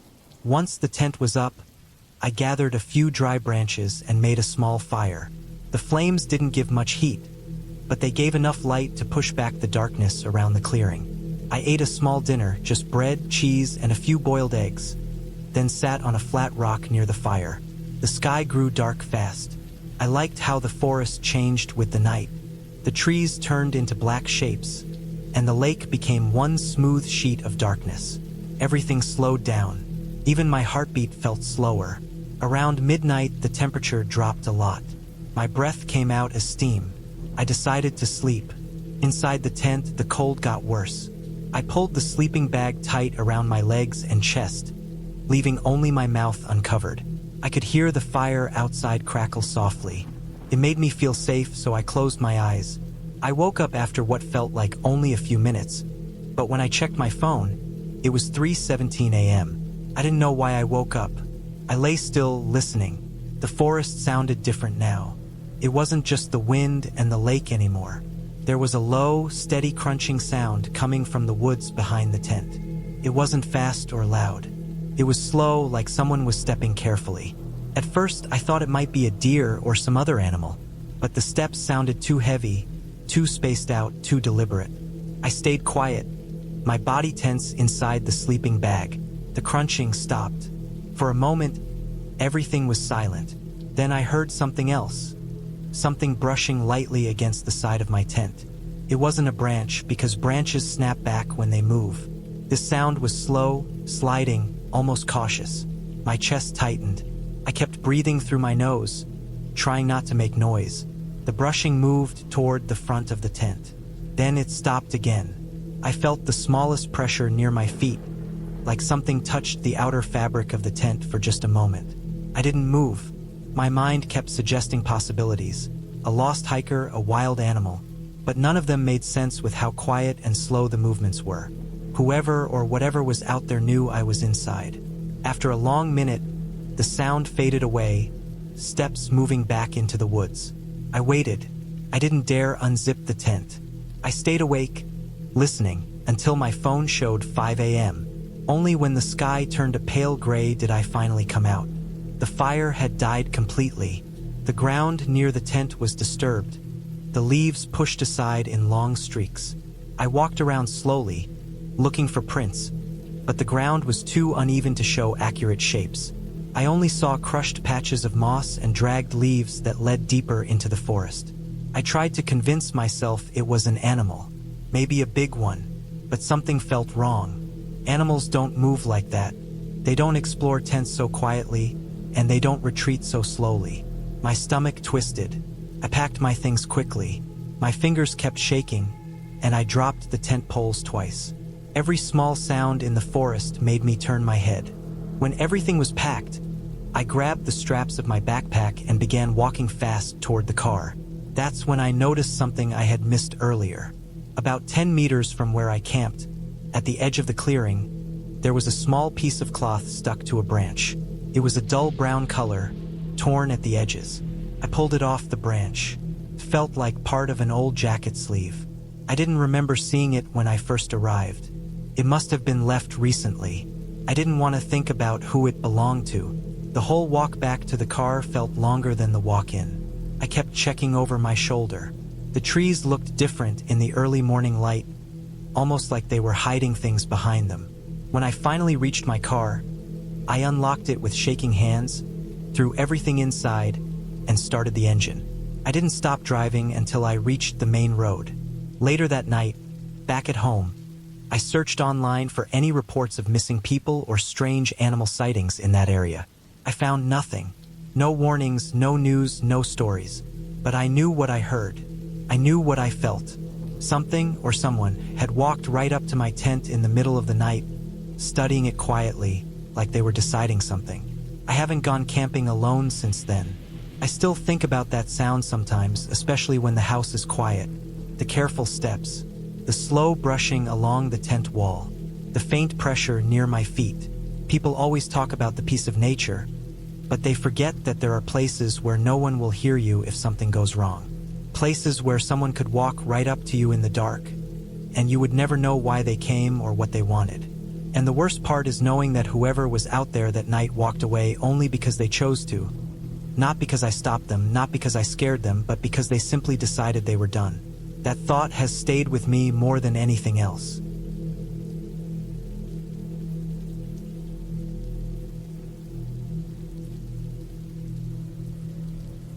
I had planned this camping trip for months. I wanted to escape the noise of the city and spend a few days alone in the wilderness. It was the summer of 2019, and I decided to go deep into the forests of the Appalachian Mountains in North Carolina. I had a map, a compass, and enough supplies for 3 days. I was 28 years old, confident in my ability to survive and enjoy some quiet time away from everything. The first day went as planned. I hiked in the late morning, choosing a spot by a small creek to set up my tent. The forest was dense, with tall pine and oak trees all around, and the air smelled fresh and earthy. I made a small fire, cooked some simple food, and sat quietly, listening to the sounds of birds and the water flowing nearby. The sky was clear, and the stars came out in full force after the sun went down. Felt peaceful. That night, however, something started to unsettle me. I kept hearing noises outside my tent, rustling leaves, twigs snapping, like something was moving around. At first, I told myself it was probably just animals. Raccoons, deer, maybe a fox. I had heard these sounds in the forest before and never felt afraid. But as the night grew darker and the noises didn't stop, I started feeling more alert, my body tense with unease. I stayed awake most of the night, clutching my flashlight and listening closely. At one point, I thought I heard heavy footsteps approaching, slow and deliberate. But when I shone my light outside, there was nothing, just the shadows of trees dancing in the flickering firelight. I tried to tell myself I was imagining things. The second day, I woke up exhausted, but I tried to shake off the fear. I packed up my things and moved further into the forest, hoping to find a new spot closer to a hiking trail I had marked on my map. The forest grew thicker, and the trail was narrow and overgrown. My boots sank into the soft earth, and the humidity made my shirt stick to my back. I felt the weight of my backpack heavily on my shoulders. Around noon, I came across an old, abandoned cabin hidden among the trees. It looked like no one had been there for years. Its wooden walls were rotting, and the roof sagged. Curiosity pulled me closer, and I decided to explore it, thinking I could take a break inside if the weather turned bad. Inside, the air was musty and cold. The floorboards creaked beneath my feet, and dust covered every surface. Broken furniture lay scattered around. As I looked through the window, I noticed fresh footprints in the dirt outside. They were large, and they seemed to lead deeper into the forest. My heart started to beat faster. It was strange. Who else could be out here? I decided to follow the tracks. The path wasn't marked on my map, but something pushed me forward. The footprints were clear in the soft mud, and I moved cautiously, watching my steps. After about an hour, the prints stopped near a steep hill covered in thick bushes and fallen branches. I looked around but saw nothing unusual. The sun was getting lower, and I knew I needed to find a safe place to camp for the night. I started walking back toward where I thought the main trail was. Suddenly, I heard a distant but loud crashing sound, like someone or something pushing through thick branches. It was too heavy for a deer or small animal. I froze. My mind raced through all the possibilities. Bears were common in these woods, but they usually avoided humans. Still, I didn't want to take chances. I decided to move faster but quietly, careful not to make noise. I checked my phone for signal. It was dead. No surprise, deep in the forest. As the noise grew closer, my skin prickled with fear. I broke into a run, the uneven ground making me stumble. After a few minutes, I reached a small clearing I had seen earlier and set up my tent quickly. I kept my backpack close and my knife within reach. That night was the worst. The noises outside came back, louder and more persistent. Twigs snapping, heavy breathing I thought I heard just beyond the tree line. My flashlight batteries were dying, and the fire wouldn't catch no matter how many times I tried. I stayed inside the tent, pressed against the zipper, trying to make myself as small and quiet as possible. Hours passed like that. Then, I heard a sharp crack just a few feet away, like a branch breaking under weight. I held my breath, heart pounding so loud it felt like it could wake the whole forest. Suddenly, the tent fabric moved. Something brushed against it. I screamed silently, feeling helpless. In the early dawn, the noises stopped. When I finally gathered the courage to peek outside, there were large footprints all around my tent. They were not from any animal I knew. They were huge, uneven, with deep claw marks. My mind told me to stay calm, but my body shook. I packed up everything as fast as I could, shaking and sweating. The hike back to my car was the longest and most terrifying experience of my life. Every sound made me jump. Every shadow seemed to move. When I finally saw the gravel parking lot and the road, I ran the last few hundred meters without looking back. As I drove away, I kept glancing in the rearview mirror, half expecting to see something chasing me. When I reached a small town, I stopped at a gas station to call the park ranger.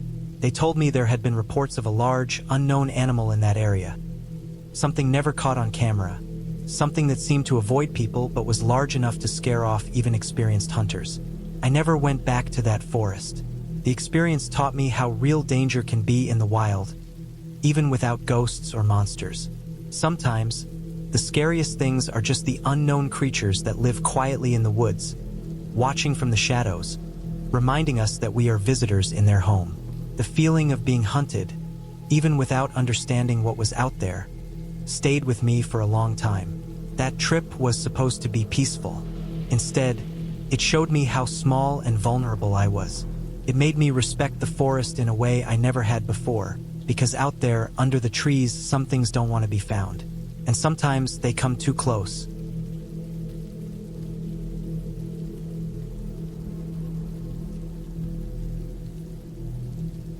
The sun was just dipping below the horizon when I pulled my old Jeep off the narrow dirt road that cut through the dense forests of northern Maine. It was September of 2013, and I had decided to spend a few nights alone in the wilderness to clear my head and enjoy some quiet. I was 29 then, and the kind of person who found comfort in solitude, away from the buzz of city life. I had been camping many times before, but this trip felt different from the start. The spot I chose was near a small, rocky river that I had read about in an old hiking book.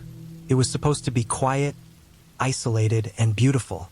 After parking, I unloaded my gear, tent, sleeping bag, a small stove, canned food, and plenty of water.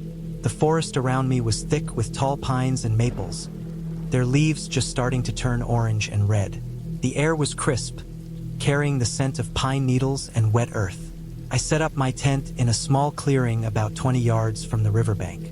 It took some time to get it just right, making sure the rainfly was tight and the tent floor flat.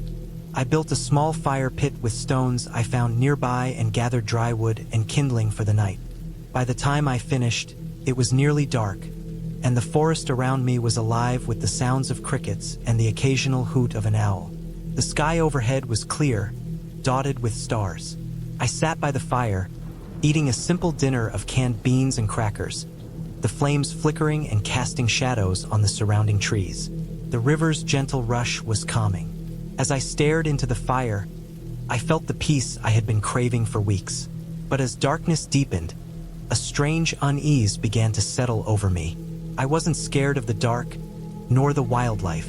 I was used to the noises, the rustling leaves, snapping twigs, distant animal calls. But something felt off tonight.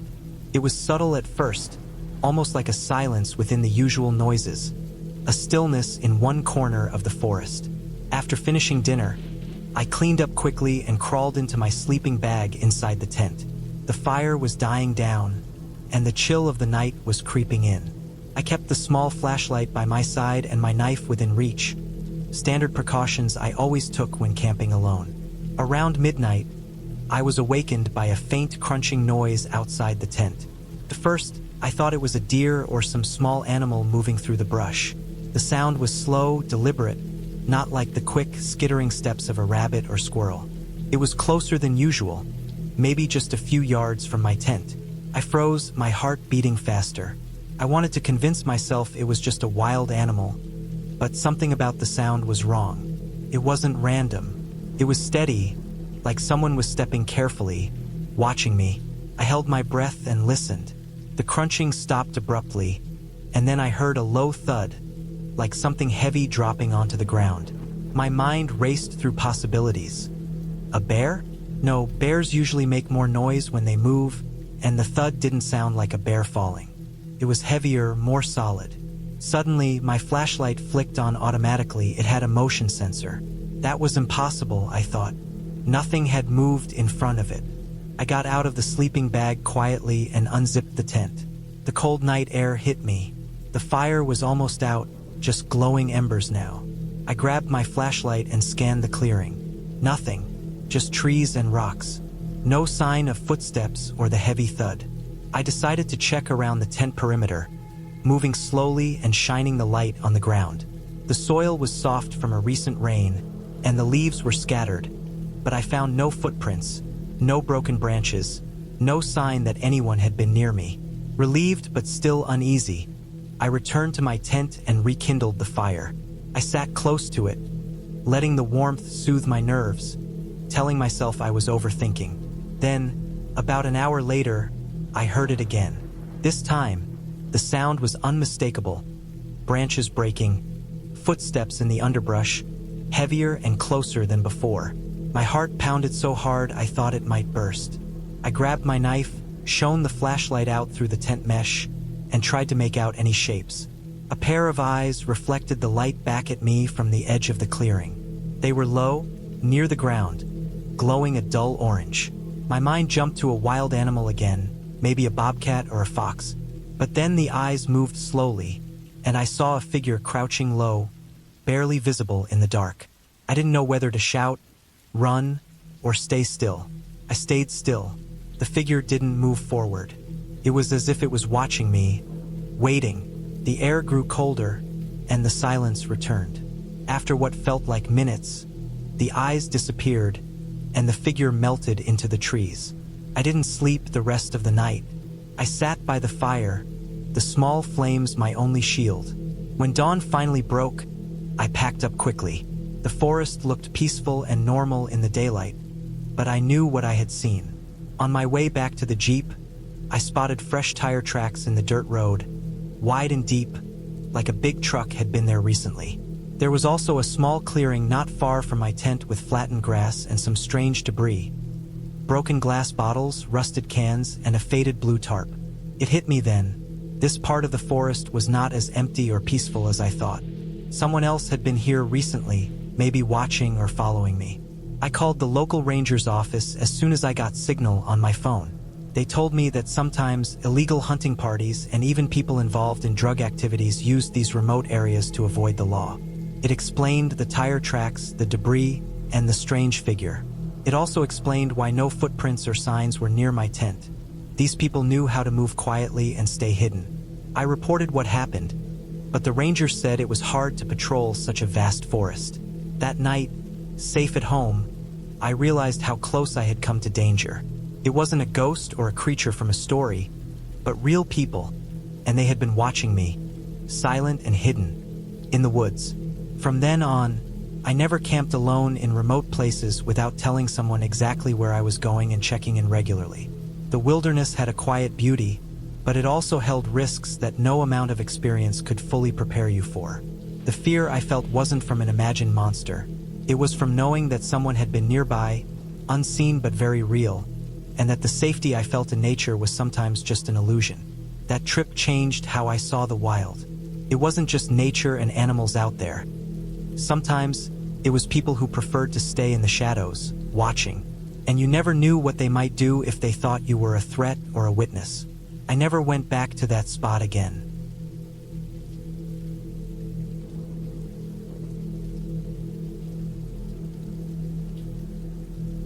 I drove out to a quiet stretch of forest in northern Idaho in late September of 2019 because I wanted to try camping alone for the first time. I had spent weeks watching videos about solo camping and reading about gear, and I convinced myself that nothing bad would happen. I was 27 at the time, working a job that kept me indoors too much, and I thought a night in the woods would help me reset my mind. The place I picked wasn't a famous spot. It was a free camping area far from the highway, somewhere people usually visited only during summer. Most of the small dirt road leading there was empty and silent, with only a few old tire tracks dried into the mud from weeks before. I remember thinking it felt peaceful, and I tried to take slow breaths as I drove deeper into the trees.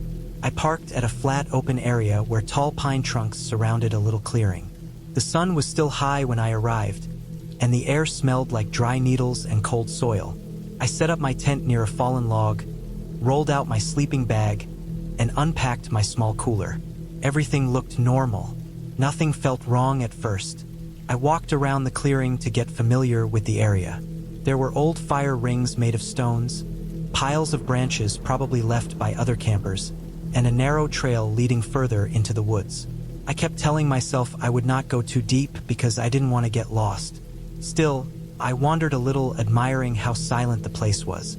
The silence felt different from city silence. It felt thick, like something pressing on the air. As the afternoon slowly faded, that feeling shifted. It wasn't fear at first, just a tiny pressure at the back of my mind. The wind had died almost completely, so every sound felt sharper. A small snapping noise from somewhere far behind me made me tense up. It was probably just a branch falling, but my body reacted faster than my thoughts. My shoulders tightened. My heartbeat felt too loud in my ears. I kept telling myself that woods make noises all the time. Animals walk, trees drop things, the ground shifts. I tried to act normal as I walked back toward my campsite. By the time the sky turned orange, I had a small fire going. The warmth felt good because the temperature dropped pretty fast. Even though I tried to relax, my mind kept drifting to the dark tree line surrounding the clearing. The edge of the woods looked deeper as the light faded. There were shapes that looked like figures but were just trunks. I forced myself to eat dinner, even though I didn't feel hungry anymore. A strange tension kept crawling up my spine. I tried to ignore it by focusing on the fire, watching the flames twist around the wood. When night finally settled, the forest changed again. The quietness grew even heavier. I could hear tiny sounds from different directions. Small steps on leaves, distant rustling, a faint scrape like something brushing against bark. I tried to tell myself it was just animals searching for food. Deer, squirrels, maybe a raccoon. I kept repeating that in my mind, trying to keep my breathing slow. I sat with my back against the log, staring at the fire, pretending everything was fine. At some point, I noticed something strange. Every few minutes, I felt like something was watching me. It wasn't a clear thought or an image in my head, just a pressure. The same kind of feeling you get when someone stands behind you in a quiet room. I tried to ignore it, but the feeling didn't go away. Instead, it grew heavier, almost like weight pressing on my shoulders. I looked around the clearing again and again, scanning for shapes or movement. The darkness outside the edge of the firelight felt too thick, almost oily. I lasted like that for maybe an hour before I decided to put out the fire and get inside my tent. I thought shutting myself in would make me feel safer, even though the tent walls were thin. When the fire went out, the darkness swallowed the clearing instantly. I crawled inside, zipped myself in, and tried to settle into the sleeping bag. The air inside the tent felt warmer from my own body heat, but it didn't make me calm down. Instead, I became more aware of every sound outside. For a long time, I just listened. The forest was active that night, but something felt off. The sounds didn't feel random. They felt like they were circling the clearing. A soft crunch of leaves to the left, then silence, then a faint scraping noise behind my tent, then nothing, then something snapping further away. It was like something moved, then stopped when I noticed it. My heartbeat sped up in a way I couldn't control. I kept trying to breathe quietly so I could hear better. My ears strained so hard that they almost hurt. Around midnight, something changed again. I heard a soft, slow movement through the leaves that sounded heavier than the earlier noises. Not like a deer, not like a small animal. The steps were spaced apart, slow and deliberate. They moved in a half circle around my tent, stopping occasionally.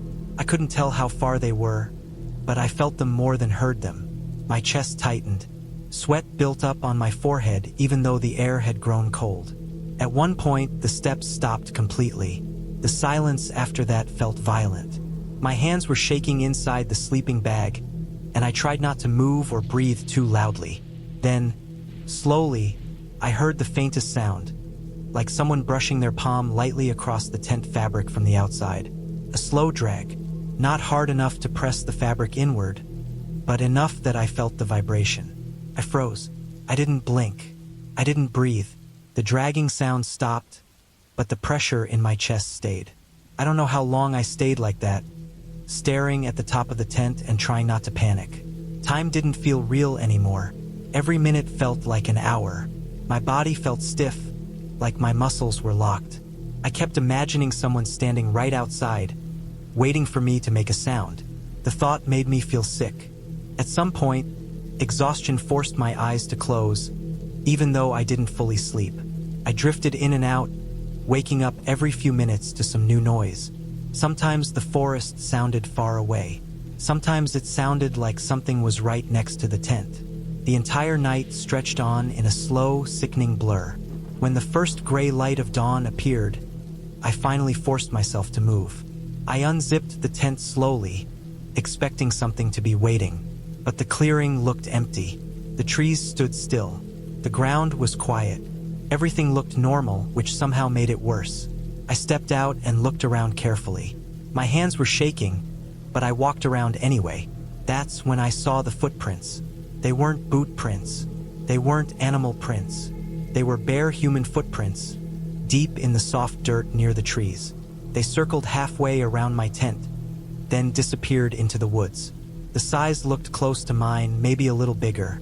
Some prints showed the weight shifting like someone moved carefully, trying not to make noise. I stared at them for a long time, feeling my stomach twist. Someone had been out there. Someone had walked around my tent in the middle of the night with no shoes on, and I had no idea who or why. I packed up my gear faster than I ever have in my life. I kept checking over my shoulder, convinced that whoever made those prints was still nearby. My hands fumbled with the buckles, but I forced myself to stay quiet. I didn't want to draw any attention. Every second felt like danger pressing against my spine. When I finally got into my car and drove away, the tension didn't fade. It stayed with me the entire drive all the way back to town. Only when I reached the main highway did I feel like I could breathe again. I never reported it. I didn't know what to say. Nothing technically happened, but the fear stayed with me for weeks. Even at home, I kept thinking about those barefoot prints circling my tent. Someone had been watching me long before I noticed anything. Someone had moved around in the dark, slow and careful, studying me while I tried to sleep. That was the last time I ever camped alone. Even now, years later, when I think about the forest at night, I feel that same pressure on the back of my neck, like someone is standing just far enough behind me that I can't see them. I still don't know who was out there, or how long they watched me before I heard the first sound. But the footprints told me the truth I didn't want to believe. I wasn't alone in those woods. I never was.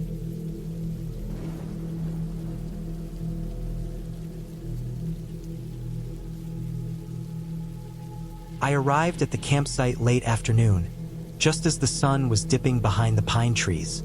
The place was deep in the Montana wilderness, miles from the nearest town. I had chosen it because I wanted to get away from everything. No phone signal, no roads, no people. Just me, my gear, and the wild. I was 32 years old, used to camping but always alone. This trip was supposed to be a simple break from city life. I pulled into the small dirt parking area and unloaded my old Jeep.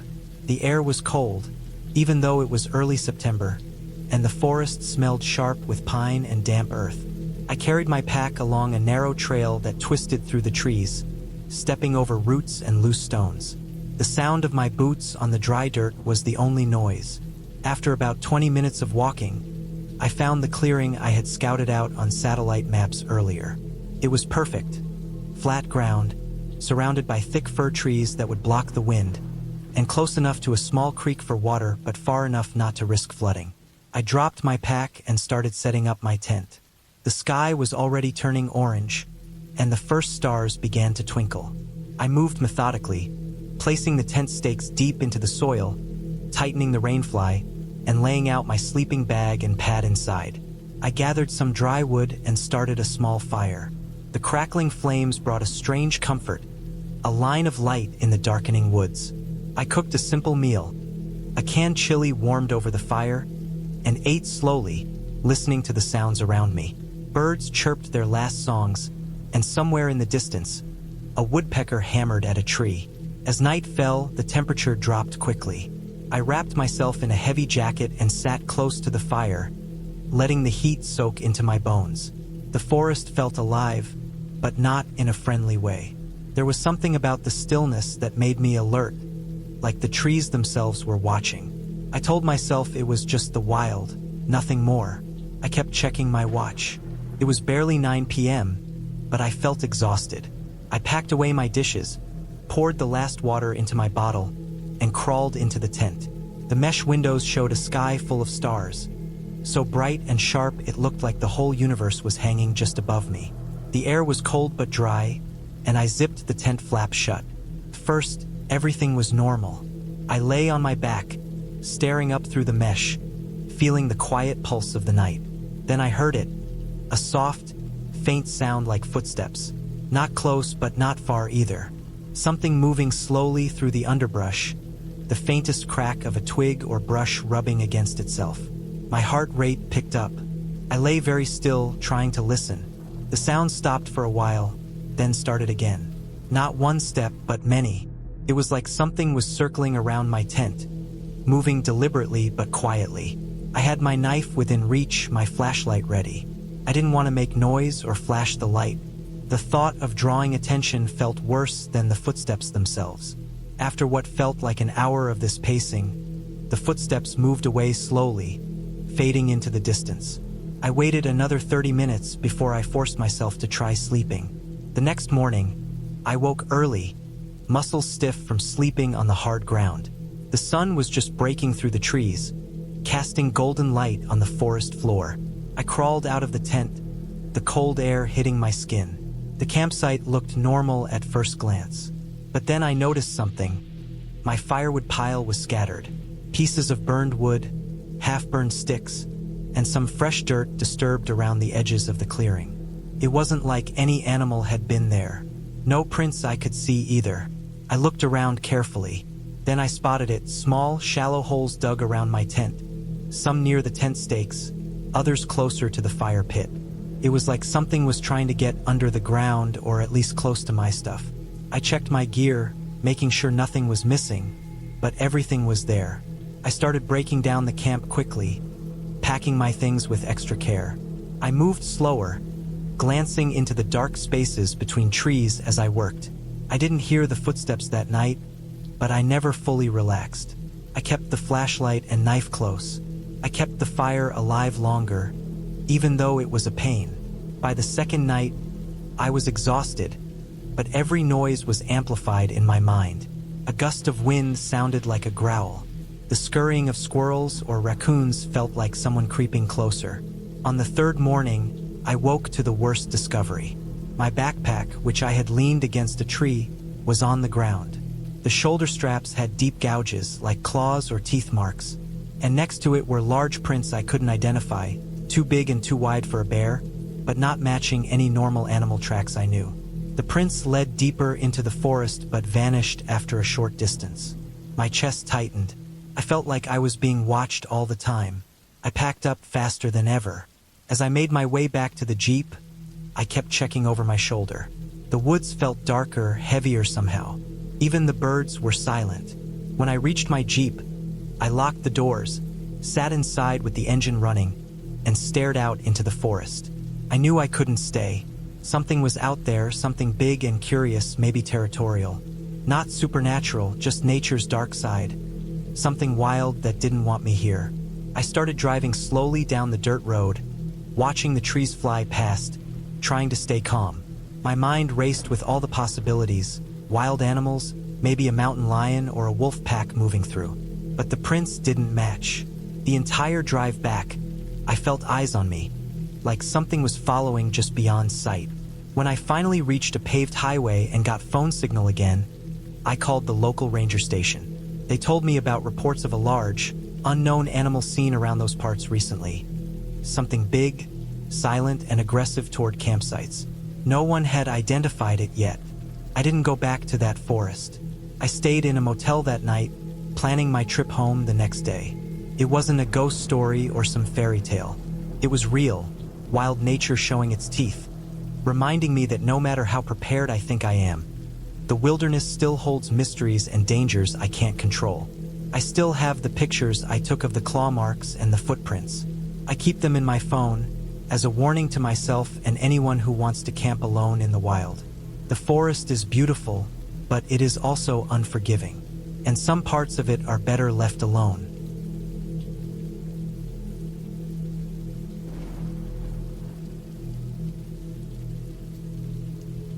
I never thought a simple camping trip would turn into one of the scariest experiences of my life.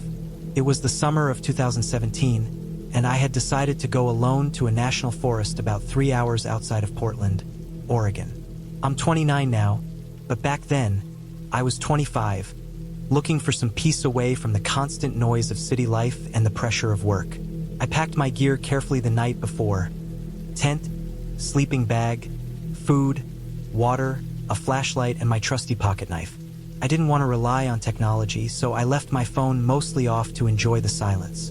The drive was beautiful, with the sun shining through the tall pine trees and the smell of fresh air filling the car as I neared the forest entrance.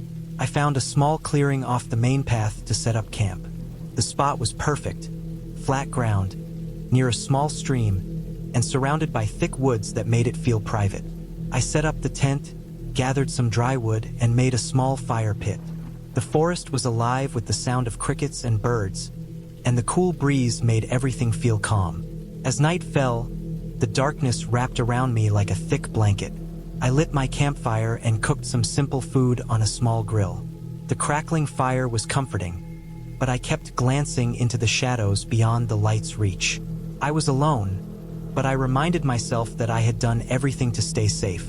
I had brought bear spray just in case, and I made sure to hang my food high in a tree to keep animals away. Around midnight, I lay back on my sleeping pad inside the tent. The fire had mostly died down, leaving a few glowing embers. I could hear the soft rush of the stream nearby and the occasional rustle of leaves. But then, something else broke the quiet. A faint crunching noise coming from the woods just beyond the clearing. At first, I thought it might be a deer or some other animal, but the steps were too heavy, slow, and deliberate. I didn't move. I just listened, holding my breath. The sounds got closer to the edge of the clearing. It wasn't just footsteps. There was a snapping of small branches and the occasional low grunt, like something big was moving through the underbrush. I had a gut feeling something was wrong, but my mind tried to find logical explanations. Maybe it was a large animal, a bear or a wild boar, but the sound was steady and careful, almost like someone was watching me. I grabbed my flashlight quietly, careful not to make noise. I shined the beam toward the dark woods, but all I could see was the thick darkness and the shifting shadows of trees. The light caught the eyes of a small deer for a moment before it darted away. The footsteps stopped.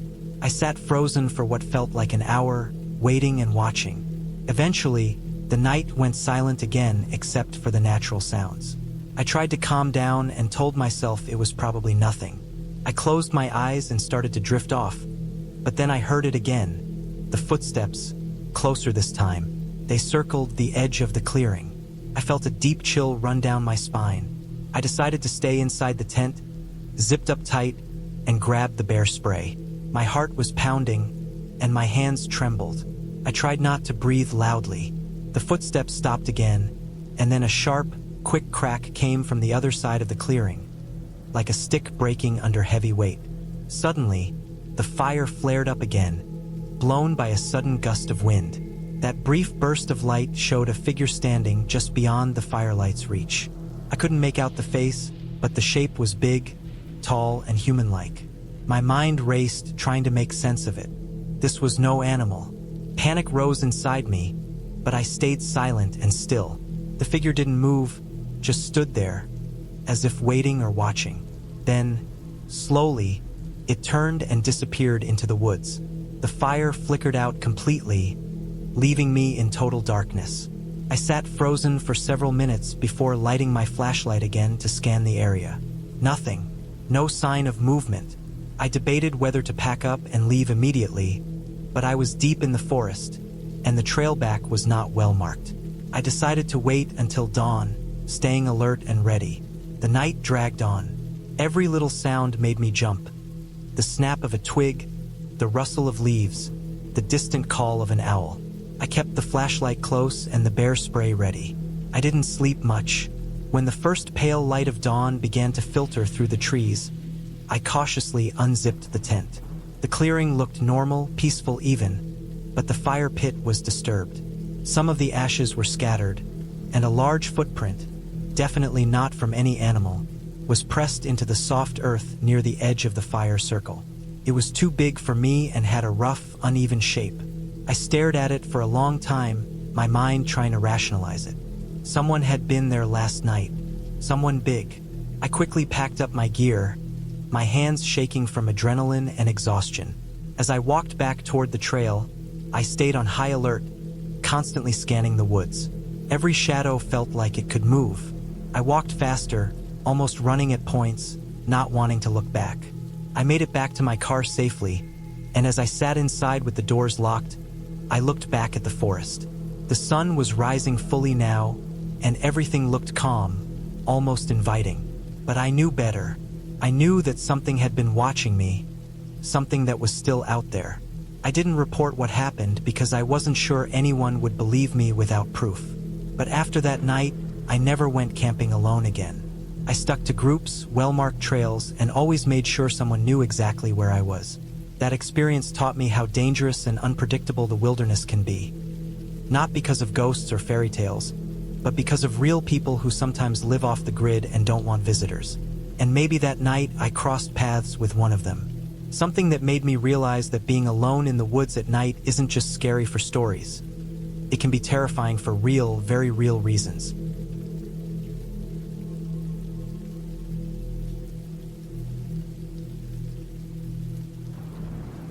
I decided to take a short camping trip in late September of 2019, somewhere far from my city life in Colorado. I had been working long hours and felt mentally burned out, so I picked a quiet forest area near the Wyoming border where not many people go unless they know the place. I had camped many times before, so I didn't think much about it. The weather was cool but not too cold. The air felt dry, and the sky looked clear.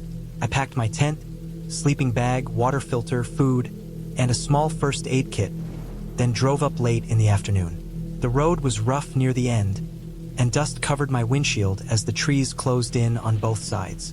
Everything looked peaceful, like nothing bad could ever happen out there.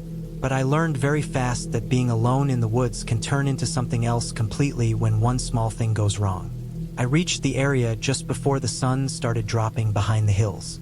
The forest around me was tall and thick with pine trees that leaned in slightly, almost like they were blocking the sky. The wind moved through them in long, soft waves that sounded almost like water. The ground had patches of grass mixed with dry pine needles that cracked under my boots. The air smelled sharp, like cold sap and old earth. I found a flat spot not too far from a narrow stream. I didn't see any other cars or signs of people, and that made me feel relieved at first. I thought I would finally have a quiet night away from everything. I set up my tent right beside a small fallen log that looked like it had been there for decades. Its bark was peeling off and the wood underneath had turned gray. After that, I boiled some water, made a simple meal, and sat for a while watching the sky turn darker. The forest got quieter with each minute. Even the birds stopped making noise. Only the stream made a low, steady sound as water slipped over rocks. I tried to enjoy the calm, but something in the silence felt too deep, like the forest was waiting for something. When it got fully dark, the temperature dropped faster than I expected. I turned on my small lantern and kept it close while I sat inside the tent. I could hear faint rustles outside, probably small animals passing by. That was normal, so I didn't worry. I checked my phone, but I had no service at all. I had known that before coming, but somehow the total lack of connection felt heavier now that I was completely alone. After a while, I zipped my sleeping bag up and tried to sleep. I woke up sometime after midnight because I felt like something had shifted in the air. It was the kind of feeling that pulls you awake before you understand why. I stayed still for a few seconds, listening. At first, I heard nothing except the stream, but then I noticed something else. A long, faint scrape, like something dragging lightly across the ground. It wasn't close to my tent yet, but it was steady and slow. I tried to calm myself, telling myself it might be a deer or something brushing against branches, but the sound didn't match any animal movement I had ever heard. It wasn't steps. It wasn't the sound of hooves or paws. It was a dragging motion, repeated with small pauses in between. The scrape stopped suddenly. Then the forest went quiet again. Completely quiet. Too quiet. I stared up at the thin fabric of my tent, feeling the cold air slide through the seams. I felt my heartbeat in my ears. I waited for another noise, telling myself not to overthink it. But deep down I knew the sound wasn't normal. Just when I thought I had imagined it, I heard a different noise. This one was much closer. A gentle crunch of dry pine needles, slow and careful, like someone putting their weight down bit by bit to avoid being heard. My body went tense. I stayed frozen inside my sleeping bag, barely breathing. The steps moved closer to my tent, stopping and starting in a strange pattern. It didn't sound like an animal just wandering. It sounded like someone trying to move quietly. I felt the urge to unzip the tent and look outside, but something in my gut told me to stay still. The steps moved again, circling from one side of the tent to the other. I could hear them so close that I could tell exactly where they were by the sound of the needles cracking under the weight. The air inside the tent felt trapped, thick and warm around my face. Every part of my body felt awake and ready to run, but I stayed inside because I didn't know what waited outside.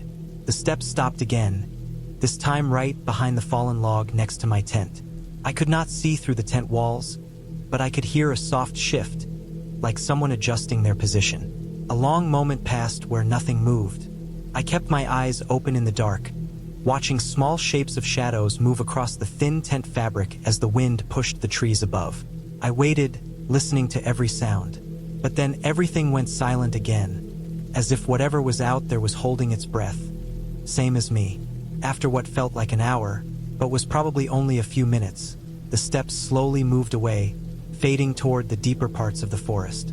I stayed awake, refusing to sleep again. I kept listening, expecting the sound to return, but it didn't. When the first faint light of early morning started to spread across the sky, I unzipped the tent and stepped outside. Cold air hit my face, and the forest looked almost harmless again. But the ground around my tent told a different story. The pine needles were disturbed in a clear pattern, leading from the trees straight toward my campsite.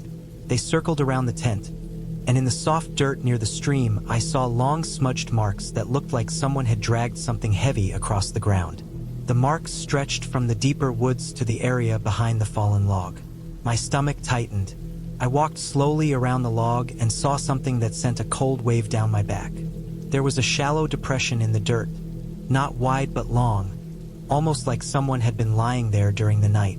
The pine needles were pressed down in the shape of a body. Whoever or whatever had made that shape had been only a few feet from where I slept. I packed my things fast. I didn't stop to eat. I didn't even check the stream again. My hands shook as I took down the tent. I kept turning my head toward the trees, half expecting someone to step out. The forest looked the same as it had the day before, but every shadow now felt like it held something I didn't want to see. I threw everything into the back of my car, slammed the door, and drove off without even warming up the engine. As I drove down the narrow dirt road, I kept checking the mirror. The trees thinned out slowly, but the uneasy feeling stayed with me. When I finally reached the main road, I pulled over and sat there for a long moment, letting my breathing settle. The sun was higher now, shining on everything like nothing strange had happened at all. I never went back to that forest, and I never figured out what or who was outside my tent that night. But I know what I heard, and I know what I saw in the dirt. Something had been watching me from only a few feet away, waiting in the dark while I slept. And the part that still sticks with me is the simple truth I can't shake. If I hadn't woken up when I did, I might never have heard those slow, careful steps circling my tent. I might never have known that someone was there at all.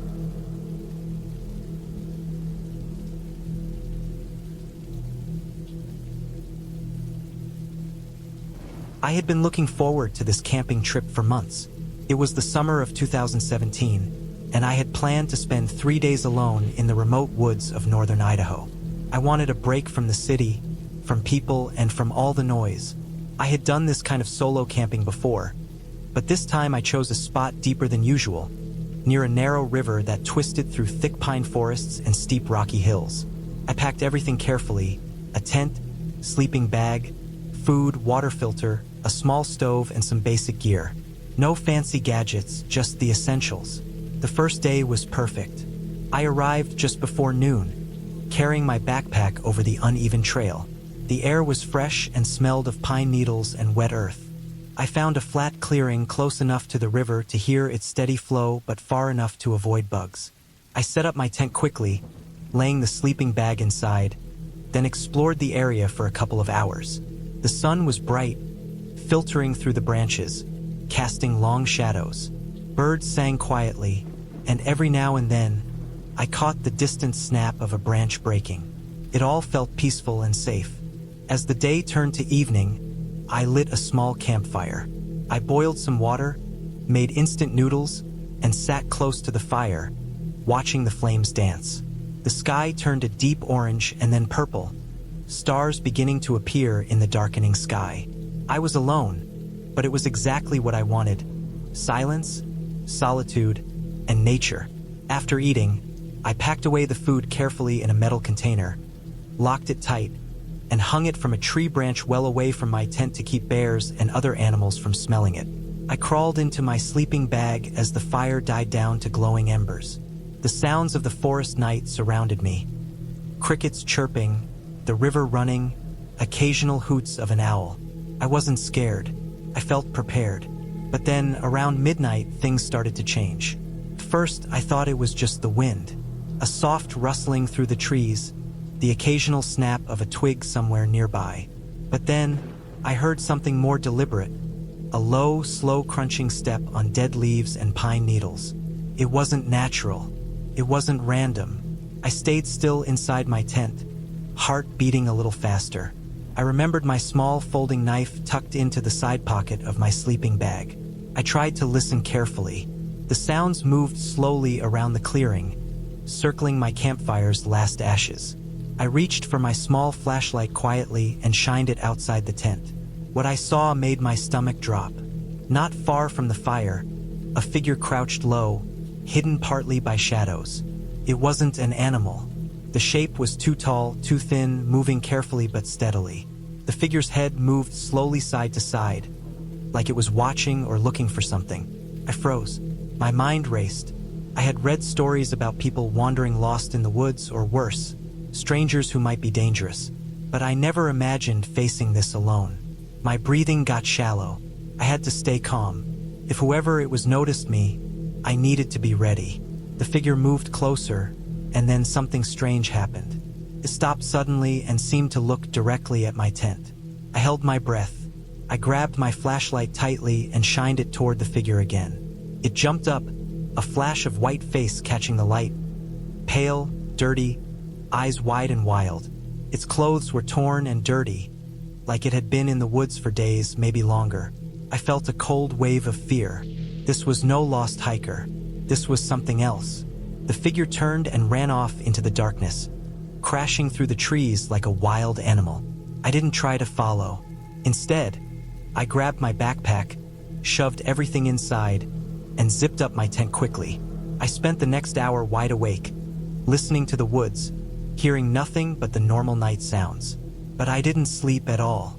When the first faint light of dawn came through the trees, I packed my gear in a rush, checking twice that I had everything. I didn't want to stick around to see if the figure would return. I followed the trail back the way I had come, running in parts, looking behind me every few steps. The forest looked calm and innocent in the daylight, birds singing again, sunlight sparkling on the river.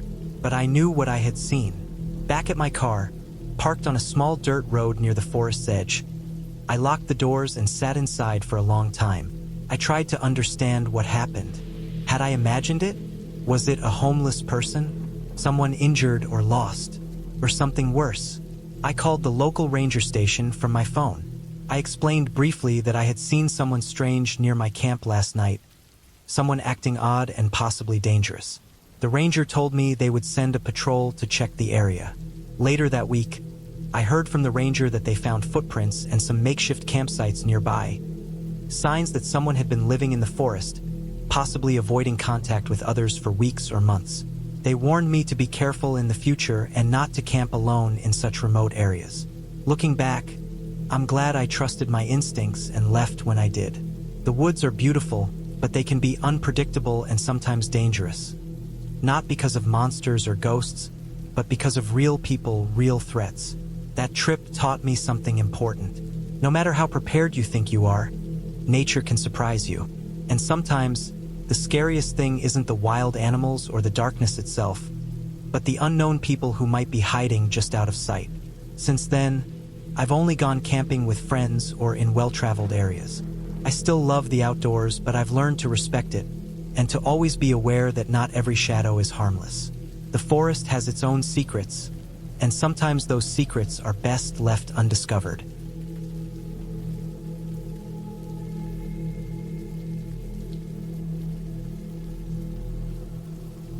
I had been planning this solo camping trip for months. I wanted to get away from the noise of the city and find some peace deep in the wilderness. It was the summer of 2019, and I chose a small, lesser-known forest reserve about 2 hours outside of Eugene, Oregon. The place was supposed to be quiet, untouched, and perfect for hiking and camping alone. I was 27 years old, working a desk job that kept me locked inside most days, so this felt like a breath of fresh air. Literally. I arrived just before noon on a Friday, carrying a backpack with all the essentials. A tent, sleeping bag, some canned food, a portable stove, a first aid kit, and my trusty flashlight. The forest was dense, with tall pines and firs stretching up to the sky, the ground soft with moss and fallen needles. The air smelled fresh and a little damp, and sunlight filtered through the leaves in golden shafts. I felt calm as I set up camp next to a small, slow-moving stream. The spot was isolated, no other campers in sight, no sounds of cars or people, just birds and the gentle rush of water. That first day, I hiked a few miles along a narrow trail, marking my path carefully and stopping often to take photos and breathe in the quiet. When I got back to camp, I made a small fire, cooked a simple meal, and settled in to watch the stars. It was the kind of night that makes you feel small in the world but peaceful. The fire crackled, the night insects chirped softly, and I felt like nothing could touch me here. The next morning I woke early. The air was cooler, and the forest was even quieter than before. I decided to explore a different path I had spotted the day before, one that seemed to wind deeper into the woods, away from the stream. As I walked, I noticed the trees grew closer together, their trunks thick and dark. The ground was uneven, covered in roots and fallen branches, and the canopy blocked much of the light. I kept my eyes peeled, feeling a little more alert, but still calm. After about an hour, I came across something odd. A small clearing with a rusty, old piece of metal sticking out from the earth. It looked like part of a car door, maybe from a vehicle long ago abandoned. I knelt down, brushing dirt away, and saw faded paint and bits of shattered glass around it. The thought of someone crashing here years ago sent a strange chill down my spine, but I told myself it was probably just an old accident site. I continued walking, but soon the trail disappeared completely. The underbrush was thick, and there was no clear path forward. I realized I had wandered off the marked trail. My heart rate quickened slightly. I was alone, with no cell signal, and I hadn't brought a GPS device. I tried to backtrack carefully, but the forest all looked the same. No clear landmarks, just trees and shadows. Suddenly, I heard something moving behind me. A low crackle of branches breaking underfoot. I froze and turned slowly. Nothing, just the trees. I told myself it was probably a deer or a raccoon, but the sound was heavier, more deliberate. I started walking faster, trying to stay calm, but the noises followed me, always just behind. I kept glancing over my shoulder.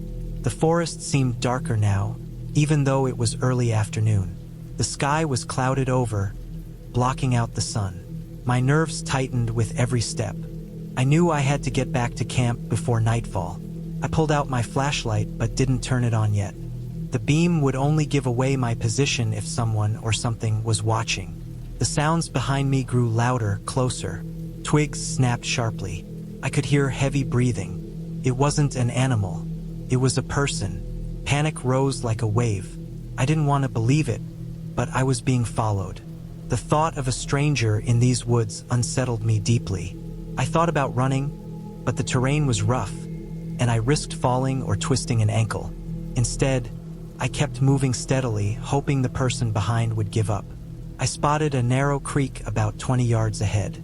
If I could get across, maybe I could lose whoever was behind me. The water was cold and shallow, but the bank was slippery. I hurried across, feeling the cold water soak through my boots.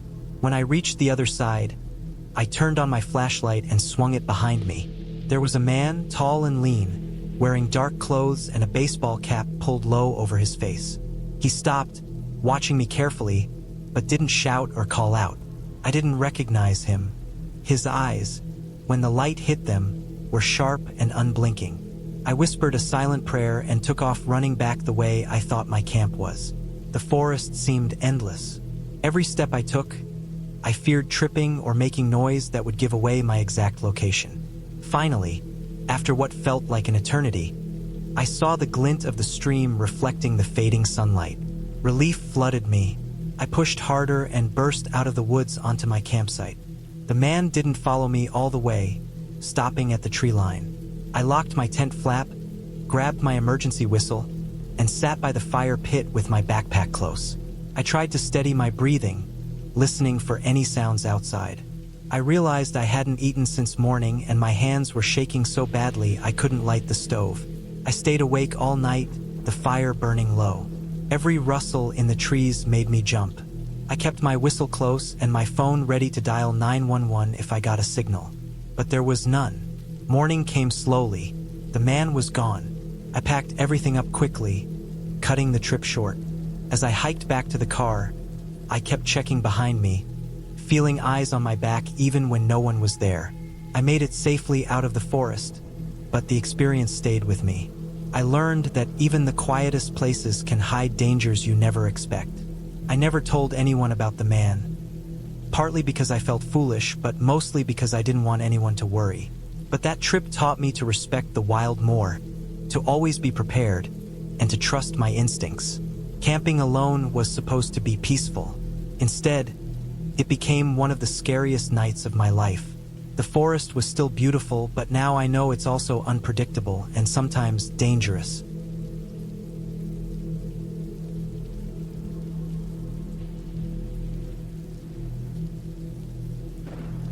It was the summer of 2019 when I decided to go camping alone in the forests near Mount Hood in Oregon. I'd been itching to get away from the city noise and the constant buzz of people. I wanted something quiet, raw, and real. I packed my gear carefully: a small tent, sleeping bag, some food, water, a flashlight, and my trusty pocket knife. I told myself I was ready for this trip, even though I'd never camped alone before. The day I left, the air was warm and the sky was clear blue. The drive up the mountain road was peaceful, winding through thick pine trees that seemed to whisper with the wind. I reached the campground late afternoon and picked a spot far from the other tents, closer to a small creek. Felt right, away from crowds and noise. The ground was soft with pine needles, and the scent of damp earth filled the air. I set up my tent quickly, making sure it was secure. The sun started to dip behind the trees, casting long shadows that stretched across the forest floor. After dinner, I sat by the fire pit I had made and stared into the flames. The crackling fire was soothing, and the only sounds were the occasional bird call and the bubbling creek nearby. As darkness fell, the forest came alive with different noises: rustling leaves, distant animal calls, and the soft snap of twigs underfoot. I reminded myself that all of it was normal, part of the wilderness experience. I settled into my sleeping bag inside the tent, the thin walls barely blocking the night sounds. Just as I was drifting off, I heard something unusual, a faint but persistent scraping sound coming from outside the tent. It was slow, like someone or something dragging a stick or a rock across the ground. My heart started to beat faster. I grabbed my flashlight, slowly unzipped the tent door, and shone the beam outside. The fire was nearly out, just a few glowing embers. The trees stood still, their branches silhouetted against the dark sky. I saw nothing but the familiar shapes of rocks and bushes. The scraping stopped. I listened carefully. Then I heard it again, closer this time, accompanied by a low, soft growl. It wasn't an animal noise I recognized. Not a bear, not a coyote. It was too deliberate, too controlled. Panic started to build, but I told myself to stay calm. Maybe it was just a raccoon or some other small creature. Suddenly, there was a sharp crack, like a branch breaking nearby. My flashlight beam swung quickly to the left, catching a shadow moving between the trees. It vanished immediately. I swallowed hard and zipped the tent door closed, pulling the flap tight. I kept the flashlight on and sat perfectly still, listening. The forest was eerily quiet now. I tried to calm my racing mind. I thought about the stories I had heard about people losing their way or encountering dangerous animals, but I was careful, prepared. Still, the feeling of being watched wouldn't leave me. The silence pressed down, heavy and thick. An hour passed. The fire was gone cold. My flashlight battery was low. I felt exposed, vulnerable. Then I heard something else. A slow crunching of leaves, footsteps coming toward my campsite. Not hurried, but steady. Someone or something was walking slowly, circling me. My breathing became shallow. I wanted to scream or run, but I knew I'd be spotted instantly if I moved. The footsteps stopped. Then I heard the scraping again, right outside the tent wall. I held my breath, gripping my knife. The sound moved around the tent's perimeter, slow and careful. Then silence. The first light of dawn broke through the trees. I waited until the sky was fully bright before I dared to unzip the tent. Outside, everything looked normal. The campsite was untouched, except for the fire pit where a small pile of sticks had been arranged neatly, almost like a marker. On the ground near the tent flap, I found a single, fresh footprint. It was large, with a deep sole tread, something that didn't match any animal prints I knew. Fear mixed with a rush of adrenaline. I packed up quickly, not daring to leave anything behind. As I walked back to my car, the forest seemed different, less peaceful, more watchful. Every sound made me jump. I kept looking over my shoulder, but I never saw anyone. When I reached the parking lot, I felt safe for the first time in hours. I told myself it was probably a hunter or a hiker who came by while I was asleep, but the footprint didn't match any boots I had seen, and the careful, slow circling around my tent didn't feel random. Weeks later, I looked up reports from the area and found several mentions of someone, or something, stalking campers and hikers, leaving strange signs and tracks but never caught. Authorities suspected a person living illegally in the forest, maybe watching people, but they had no solid proof. I never went back to that spot. I still camp, but always in well-known, crowded areas. The memory of that night stays with me. The cold fear, the quiet that wasn't quiet, and the feeling that I was not alone in those woods. The forest is not just trees and animals. Sometimes, it holds secrets you don't want to find. And sometimes, those secrets come close enough to remind you that safety is never guaranteed, even when you think you're alone.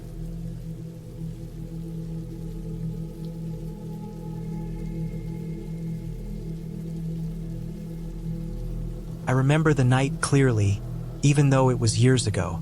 It was the summer of 2013, and I was 27 years old. I decided to go camping alone in a remote part of the Adirondack Mountains, not far from the small town of Ticonderoga, New York. I wanted a break from the noise of the city, the constant buzzing of my phone, and the stress of work. I thought camping alone in the woods would be a good way to disconnect and clear my mind. I arrived late in the afternoon, around 4 p.m. The sun was still high, casting long shadows between the dense pine trees. I had a small backpack with the essentials: a tent, sleeping bag, a portable stove, some canned food, water, and a first aid kit. I parked my car at a small dirt trailhead, then walked in for about 2 miles before I found a decent spot to set up camp near a small clearing.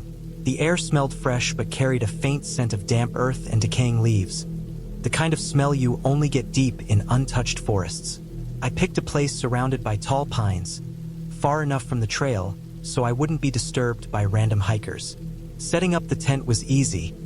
I made sure it was tightly secured because I knew it could get windy at night. After that, I gathered some dry wood for the fire, which wasn't easy since a recent rain had dampened most of the fallen branches. But with some effort, I managed to start a small fire, using dry twigs I found underneath some rocks and sheltered spots. I cooked some canned beans and drank warm tea from my thermos while watching the sun slowly drop behind the trees. When darkness finally settled, the forest became a completely different place. The sounds of birds stopped. Crickets and frogs took over with a constant background noise. But there was something else, a silence that felt alive, like the woods were watching me. As the fire died down, I went inside my tent to get ready to sleep. I had one of those battery-powered lanterns with me, but I didn't want to use it yet. I preferred the dark, except for the small fire glow outside. I lay on my sleeping bag, staring up at the thin nylon ceiling, hearing the faint sounds outside, the rustling of leaves, maybe a squirrel or raccoon moving around. After a while, I started hearing something odd, a low, soft crunching noise coming from outside the tent. At first, I thought it was just the wind moving leaves or branches, but it wasn't quite right. It sounded like footsteps, slow and careful, but definitely deliberate. My heart started beating faster. I told myself it was probably an animal, maybe a deer or some small creature passing by. But the footsteps didn't stop. They circled around my tent, slow and steady, as if someone or something was pacing. I didn't want to look outside, but the noise grew louder and closer. My hands were shaking, and I fumbled to grab my flashlight from the side pocket of the tent. I switched it on, the beam cutting through the dark outside. I pointed it around the clearing, but all I saw were trees and shadows. No animals, no people. The footsteps stopped. The silence that followed was worse than the noise. Then, from the edge of the clearing, about 20 feet away, I saw a faint shape moving. It was dark and thin, but it didn't look like an animal. I kept my flashlight on it, but as soon as I shone the light, the shape vanished. I blinked and scanned again, but there was nothing. Panic started to rise inside me. I knew I was alone out here. My phone was in the car and I had no signal. I considered packing up and leaving, but I was still shaken. I stayed inside the tent, clutching my small knife I always carried for safety. I told myself not to freak out, but my mind was racing. What if someone was out here with me? Why would they be hiding and watching? Hours passed. I tried to calm down, but every little sound made me tense. The wind picked up, making the branches creak and the tent flap. Then, suddenly, I heard a sharp crack just outside, like someone stepping on a thick branch. I grabbed my flashlight and yanked the tent flap open a little, ready to flash the light. There, not 5 feet from my tent, was a set of fresh footprints in the dirt and mud, leading off into the woods. They were large, way bigger than mine, and oddly spaced, as if whoever made them was walking quietly but carefully. The prints were fresh, the mud still soft, no leaves covering them. I sat down hard inside the tent, my mind spinning. Whoever it was, they had been close enough to touch me but hadn't made a sound other than those footsteps. I realized how exposed I was out here, alone in the dark, with no way to call for help. I waited until dawn, shivering and unable to sleep. When the first light hit the trees, I packed my stuff quickly, leaving the fire and even my half-eaten food behind. As I walked back the way I came, I kept looking over my shoulder, expecting to see someone following. But there was no one. I reached my car, feeling relief like I'd never felt before. As I started the engine, I looked back toward the forest. There was no sign of the footsteps anymore, no tracks near my car or the trailhead. It was as if whoever had been there simply vanished. I told no one about that night until years later, and I still don't know who or what was out there with me. It wasn't an animal, too quiet, too deliberate. It wasn't a ghost or any story you hear around a campfire, just something real and dangerous. From that day, I learned to never camp alone in the wild, no matter how safe it seems. The woods hold more than just trees and animals.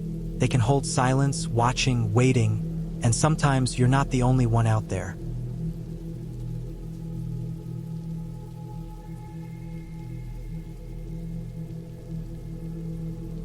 I had planned the trip for months. I wanted to escape the city noise, the endless hum of traffic, the cold glare of screens. So, I packed my bag carefully: tent, sleeping bag, food, water, a small stove, and my old trusty flashlight, and headed out to the forest near a small town in Oregon. The year was 2017, and I was 28, ready for some peace and quiet. The area was supposed to be a good spot for camping, far enough from any town, deep in the trees with a small river running nearby. I arrived in the late afternoon. The sun was still high, casting long, soft shadows across the forest floor. I parked my car near the trailhead and started hiking with my backpack. The air was cool but not cold, fresh and scented with pine and damp earth. As I walked deeper into the forest, the sounds of the city faded completely. It was just me, the crunch of leaves underfoot, and the occasional bird call. After about an hour, I found the clearing I had read about online.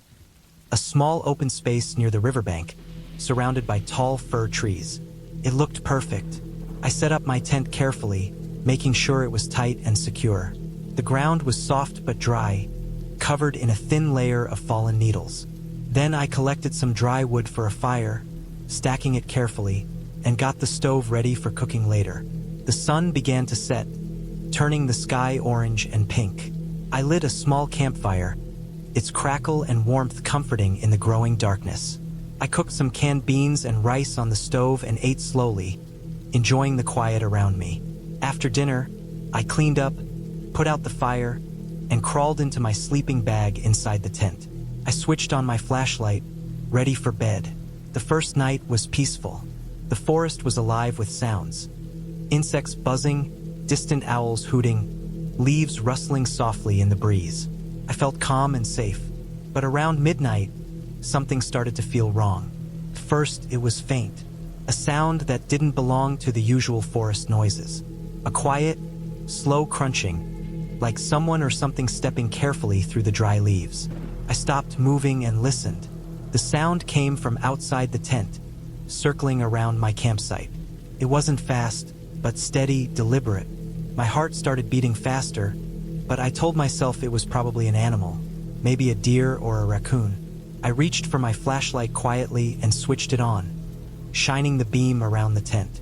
The light cut through the darkness, revealing the trees and the ground.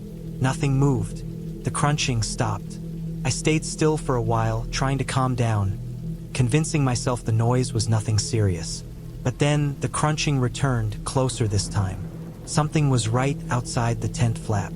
I could hear breathing, heavy and uneven. I wanted to move, to unzip the tent and look, but fear froze me in place. I held my breath and gripped my flashlight tightly, The light beam hovered just outside the tent, but still no clear shape appeared. Suddenly, I remembered the small knife I had in my backpack. I reached for it carefully, trying not to make any noise. The crunching stopped again, replaced by a slow, scraping sound, like nails or claws against the ground. My mind raced. Was it a wild animal? A bear? But the sound didn't fit. Bears make more noise when they move, and I would have smelled them. I decided to stay awake and alert, scanning with my flashlight every few seconds. Hours passed, and the sounds moved farther away until finally they stopped completely. Exhausted, I let myself relax and eventually fell asleep. Morning came with a dull gray sky. I packed my things slowly, feeling tired but relieved. As I started to walk back to my car, I noticed something strange. Around the clearing, the ground was disturbed. Footprints. Not animal tracks, human footprints. They were large and messy, like someone had been pacing back and forth all night, circling my camp. My stomach dropped. No one else was supposed to be there. The closest town was miles away, and I hadn't seen a single person on the trail. The footprints weren't fresh but not old either. They matched the timing of the noises I heard. I looked closer. The prints were uneven, and some had smudges that looked like dirt or mud. I found pieces of torn fabric stuck to some branches nearby. My heart raced again. Whoever had been there wasn't just passing through. They had been watching or maybe waiting. I hurried down the trail, keeping my eyes open for any sign of someone still nearby. When I finally reached my car, I locked the doors immediately. On the drive back, my mind was spinning. What had happened?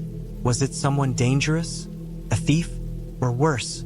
I reported the incident to the local ranger station that afternoon. They told me that there had been recent reports of a man living rough in the woods, someone who sometimes followed campers or stayed hidden nearby. He wasn't known to be violent but was unpredictable and could scare people. The forest that once felt like a peaceful refuge suddenly became a place of danger in my mind. I realized how easily a simple camping trip could turn into something far worse, just because of one unknown person hiding in the woods. From that trip on, I always checked in with rangers before camping in remote places, made sure I wasn't alone, and stayed on marked trails. The quiet, the beauty of the forest. Those things never left me, but the memory of those footsteps circling my tent in the dark stayed with me for years. It was a sharp lesson. Nature itself is not always the danger. Sometimes the scariest thing is knowing someone is watching you, just out of sight, waiting and silent, while you sleep under the stars.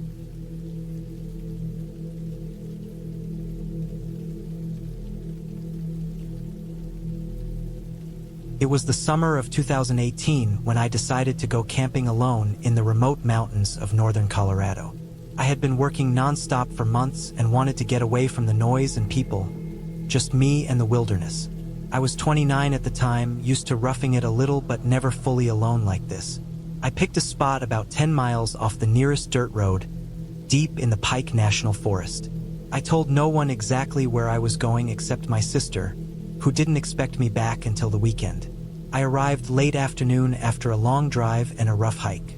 The sun was just starting to dip behind the tall pines.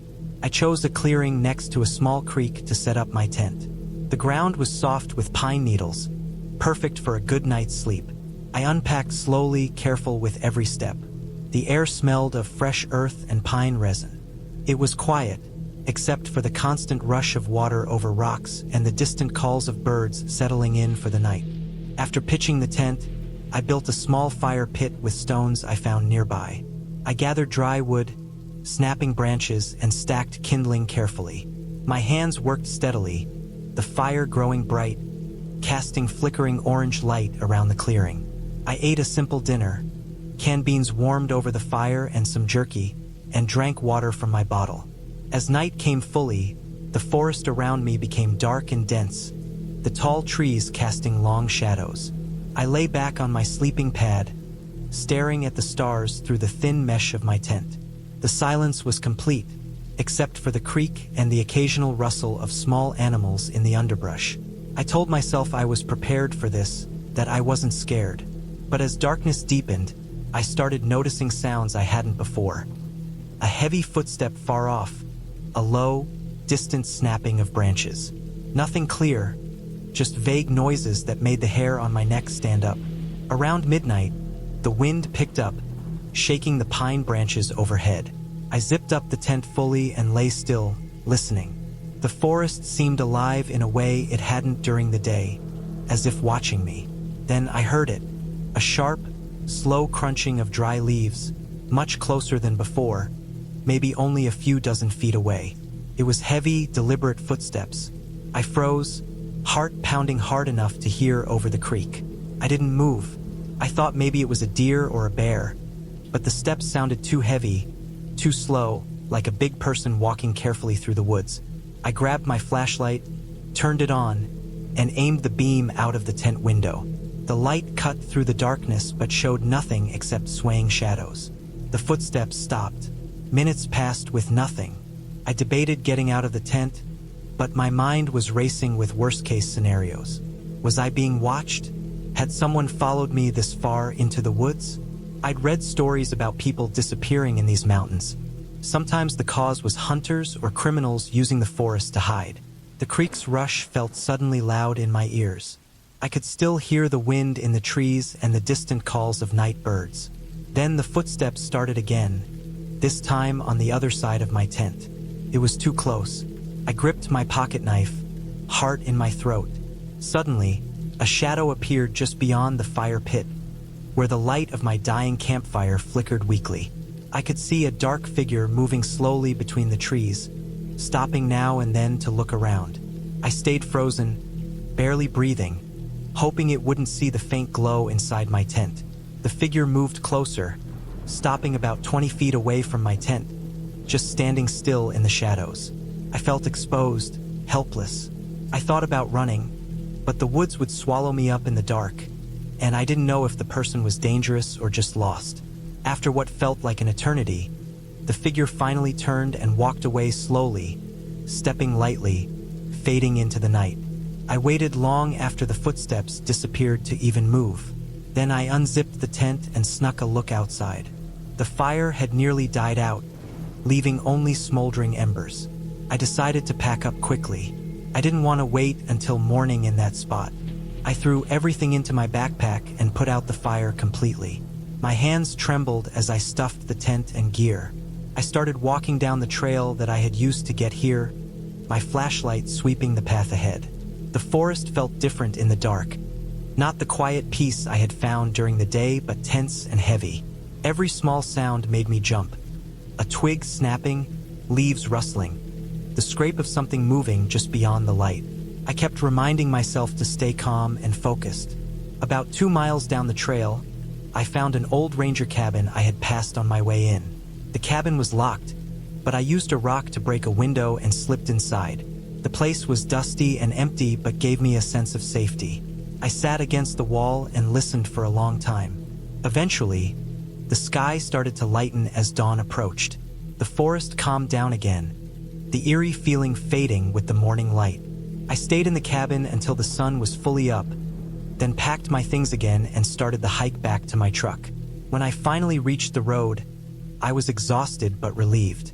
I looked back at the forest line, still feeling the weight of the night's fear. I told my sister everything once I was home, and she called the ranger station. They said there had been recent reports of a man seen wandering the woods, believed to be involved in some kind of crime and possibly dangerous. Looking back, I realized how lucky I was that night. The forest was not just trees and quiet. It was alive with people I didn't see, and not all of them were safe. From then on, I never went camping alone in the wilderness. It wasn't just the natural dangers I had to worry about, but the ones hiding in the shadows, watching quietly, waiting. That trip taught me that real fear doesn't come from stories or legends, but from the simple fact of being completely alone in the dark with no one to help, not knowing if you're being watched, and having no way to call for help. The forest is beautiful and peaceful by day, but at night, it can be a place where your instincts have to be sharper than ever, and sometimes that might not be enough.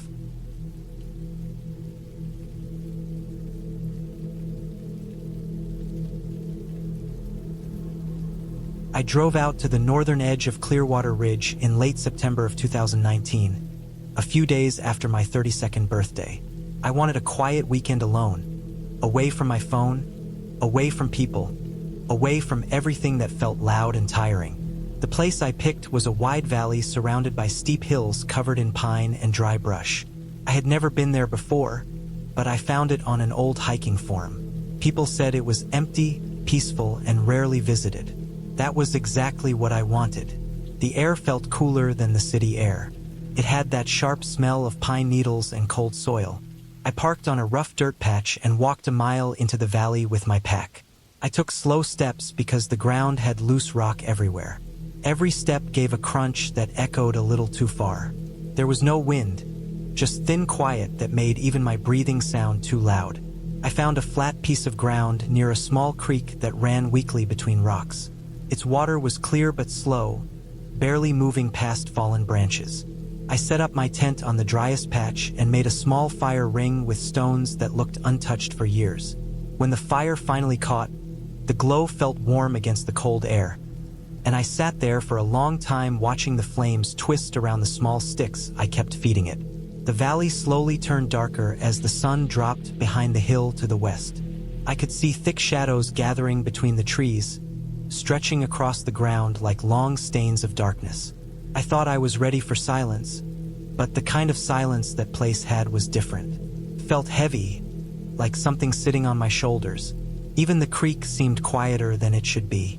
I tried to relax and eat my simple dinner, but something about the stillness made my nerves rest right under my skin. I told myself it was normal. I wasn't used to being this deep in nature by myself. Usually, I camped in places where other hikers came through at least once every few hours. This place felt forgotten, like the land had stopped expecting visitors. When I crawled into my tent, the air outside had already become colder. The thin walls of the tent did nothing to stop the chill. I lay inside my sleeping bag, staring at the fabric above me.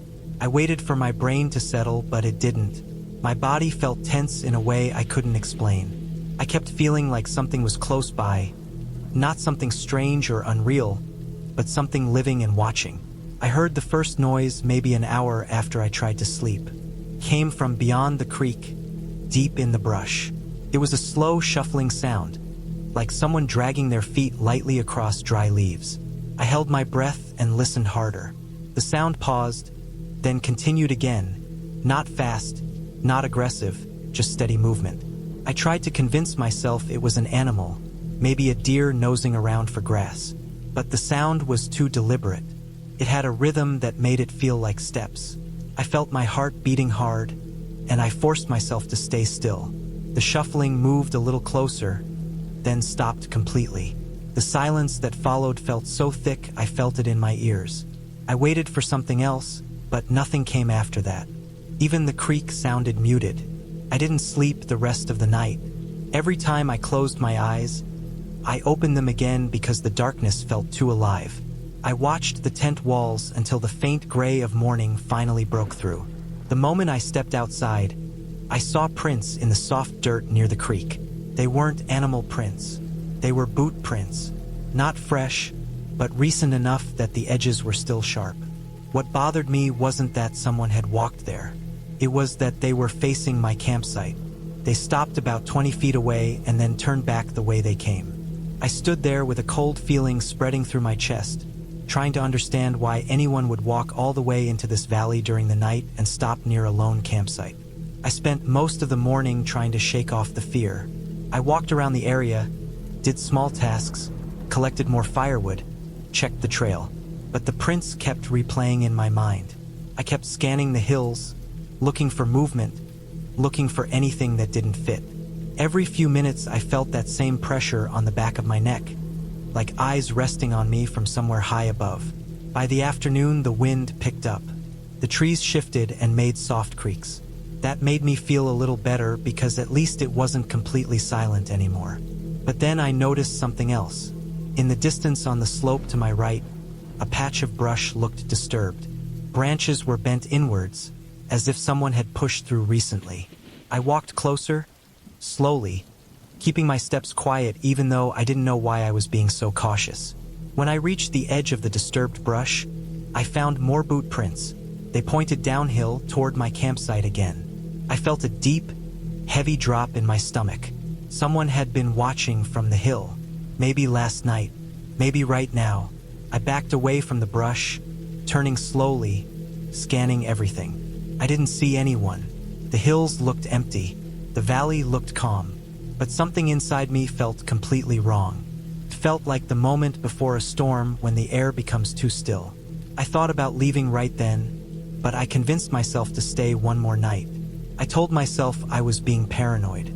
People hike. People wander. Maybe someone had passed through earlier and I just didn't notice. But the truth was inside me already. I knew the prints were fresh. I knew they were too close to my camp. And I knew nobody parks out there overnight unless they plan to stay. As the second night came, the wind died again. The same thick quiet returned as if the valley swallowed all sound. The temperature dropped fast. I built the fire a little bigger this time, letting the flames reach higher to keep my hands warm. The shadows around the trees stretched long again, twisting with every slight movement of the firelight. I stayed outside as long as I could because the thought of lying in the tent again made my skin crawl. When I finally forced myself to go inside, I kept my flashlight in my hand. I lay still, listening. The cold air pressed through the thin walls, and the darkness felt heavier than the night before. The sound came again around midnight, not shuffling this time, not slow. It was a soft, steady set of steps circling the outer edge of my campsite. Grass pressed under weight. Dirt shifted. A twig cracked lightly. Whoever it was moved carefully, but not carefully enough. They stopped behind my tent. I felt the hairs rise on my arms. I held my breath again, every muscle locked tight. Then I heard another sound, something brushing lightly against the tent fabric from the outside, like fingers dragging along it. My chest tightened so hard it hurt. The pressure on the tent wall moved an inch, maybe two, and then pulled away.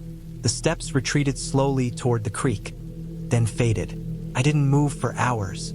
I lay there with wide eyes, staring at nothing, unable to understand what was happening. The footsteps were human. The touch was human. Someone had walked into my camp in the middle of the night and traced their hand along my tent. I waited until the faint morning light finally touched the top of the tent before I dared to move. When I stepped outside, the first thing I saw was the new boot prints circling my entire campsite. They came within inches of my tent. They stopped behind it. They paused at my backpack. They went to the fire pit. Then they returned toward the creek and disappeared into the brush. I didn't bother packing neatly. I shoved everything into my bag, grabbed the half-burnt wood out of the fire ring, and kicked dirt over the ashes. My hands were shaking too much to tie knots properly. I kept glancing toward the hills, toward the creek, toward the disturbed brush. I felt exposed, like I was standing in the center of a wide open spotlight. When I finally started the hike back to my car, I kept looking over my shoulder every few steps. The trail felt longer, narrower, and quieter than it had before. My footsteps felt too loud. Every bird call made me jump. Every rustle in the brush sounded like someone following just out of sight. When I reached the dirt patch where my car was, I froze again. There were more boot prints near the back of my car. They circled it once and stopped near the driver's side door. The dust on the window had been wiped clean by a hand. Everything inside was untouched, but the idea of someone leaning in close enough to wipe away the dust made my stomach twist. I got in, locked the doors, and drove away faster than I should have on a dirt road. I kept checking my mirrors, expecting to see someone step out onto the road from the trees. The further I got, the more the tight feeling in my chest slowly loosened, but it never fully went away. When I made it back to the city, I washed the dust off my car, but the spot where the handprint had been still felt different to me, like that part of the car carried something I couldn't clean away. I never went back to Clearwater Ridge. I deleted the hiking forum link. I threw away the tent. To this day, I don't know who was out there with me, or why they circled my camp, or why they touched the tent while I was inside. I only know one thing clearly. I wasn't alone out there, and whoever was watching me had been there long before I even arrived.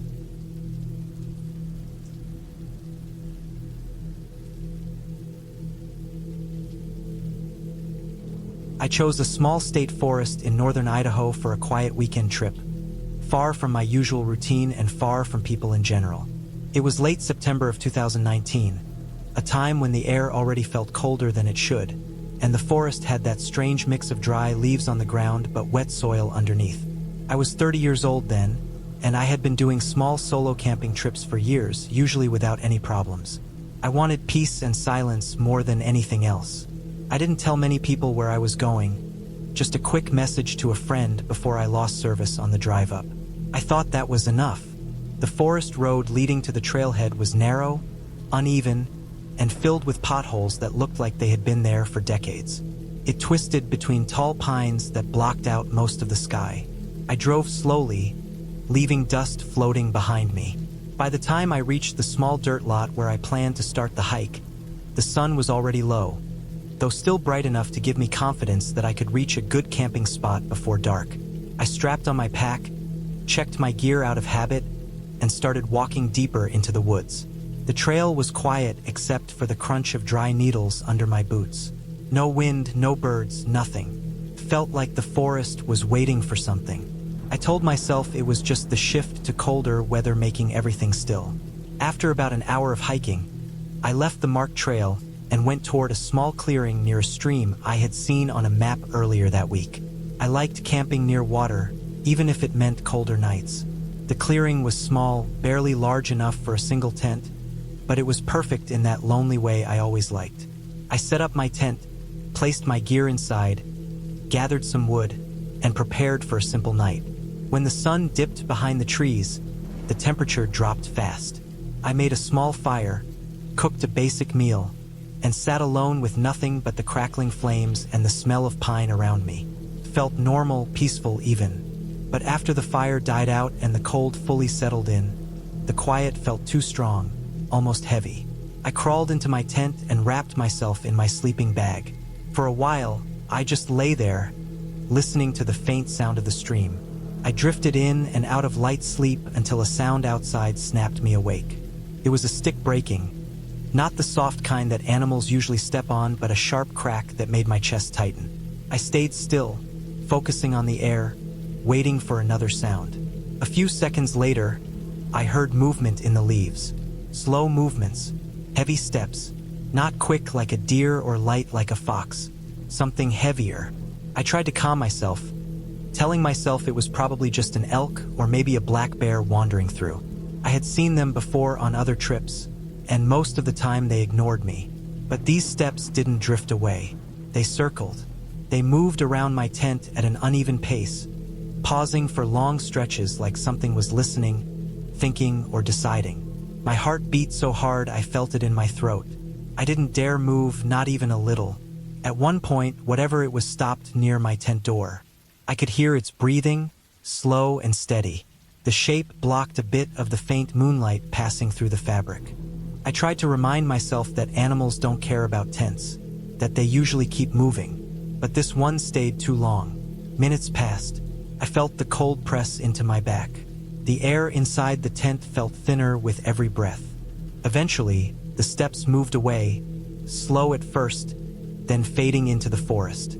I didn't sleep after that. I just lay there until the darkness faded to a weak morning gray. When I finally stepped out, the ground around my tent had disturbed leaves, but nothing clear enough to tell me what had been there. I felt uneasy, but I convinced myself it was just wildlife doing what wildlife does. I packed my things, moved to a different spot deeper along the stream, and tried to shake off the night. The second day passed quietly. I walked, explored a bit, took some pictures, and tried to force the morning light to reset my nerves. By late afternoon, I reached another clearing, this one slightly larger and with softer ground. I set up my tent again, boiled water for a meal, and watched the sky turn orange and then dark blue. I felt better, like the previous night had been nothing more than nerves and imagination amplified by the cold. But when the sun finally disappeared, that same heavy silence returned. I crawled into my sleeping bag early, trying to sleep before my thoughts could get ahead of me. But sleep wouldn't come. I lay awake for hours, listening to the forest stay too quiet. Then the steps came again. They were slower this time, almost dragging. The weight behind each one seemed even heavier, as if whatever it was had followed me deliberately. My mouth went dry when I realized the steps were coming from the direction I had hiked during the day, not along the stream or from the forest around me. It felt like something had been watching me the entire time and waited for night to fall again. The steps circled the tent once more, but this time they stopped behind me, near the edge of the clearing. I couldn't hear breathing this time, just the sound of leaves shifting, like something was lowering itself to the ground or rising up slowly. My body felt stiff and useless. My mind raced through every possible explanation, trying to force the idea that it was still just an animal. But animals don't follow people this far. They don't track a person from one clearing to another. They don't circle tents 2 nights in a row. Sometime around the middle of the night, the steps stopped completely.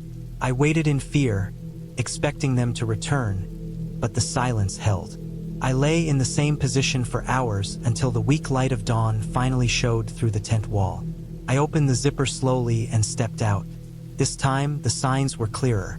There were fresh tracks in the soft ground near the back of the clearing. Not paw prints, not hooves, footprints, human footprints. Bare feet, wide, dirty, and pressed deep into the soil as if the person had been crouching or sitting there for a long time. The prints led from the tree line straight to the back of my tent and then back into the woods again. Seeing them made the cold feel sharper, like someone had dumped ice water into my chest. I didn't pack slowly. I shoved everything into my bag, barely caring how it fit. My hands shook. My breathing felt uneven. I didn't bother eating or stopping to check my map. I just followed the direction I believed led back to the main trail. Every few minutes, I looked over my shoulder, imagining those bare footprints appearing behind me again. The forest felt different now. Every tree looked like a place someone could hide behind. Every fallen branch sounded deliberate. Every shadow felt like it was watching. I pushed myself to move faster, ignoring the burning in my legs and the sweat freezing on my back. The trail felt farther away than it should have been. My sense of direction started blending with my fear, but I forced myself to stay focused. When I finally reached the marked trail, I didn't stop walking. I didn't breathe in relief. I didn't slow down. I kept moving, almost jogging, until the dirt road came into sight through the trees. By that point, the sun was higher, but the cold still clung to me like thin, invisible ice. When my car came into view, the sight felt unreal, like a memory rather than something present in front of me. I dropped my backpack into the back seat and locked the doors immediately. I didn't start the engine right away. I sat there, gripping the steering wheel, trying to calm the shaking in my hands. Only when I felt my breathing settle did I finally turn the key and start driving. I didn't look in the rearview mirror much. I didn't want to see anything standing at the edge of the trees. When I left the forest road and reached the paved highway, the weight in my chest eased, but it never fully disappeared. Even now, years later, I still think about those footprints. Bare human feet, deep in the soil, circling my tent in the middle of the night. Someone was watching me out there. Someone followed me through the woods. Someone waited until I was alone, far from help, far from anyone who might hear me if something happened. I never went back to that forest again. I still camp sometimes, but only in places where other people are nearby, where signs of life are always within sight. Being alone in the woods used to bring me peace. Now it only reminds me of the sound of slow footsteps circling me in the dark and the prints they left behind. I learned that the scariest things out there are not animals or shadows. It's the people who choose to live where others don't go, the ones who watch without making a sound, the ones who wait. And walking away before they decide to act was the only thing that kept me from becoming whatever their plan was that night.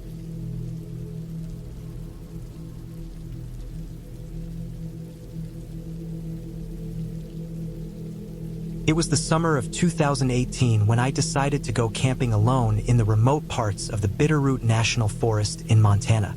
I had been hiking and camping for years, usually with friends, but this time I wanted to push myself and see if I could manage a solo trip deep in the wilderness. I was 29, fit, and fairly experienced with outdoor survival. I had planned everything meticulously.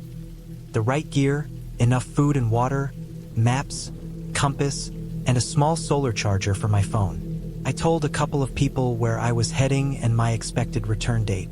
I was confident this trip would be a great test and a peaceful break from the noise of everyday life. The first 2 days went as planned.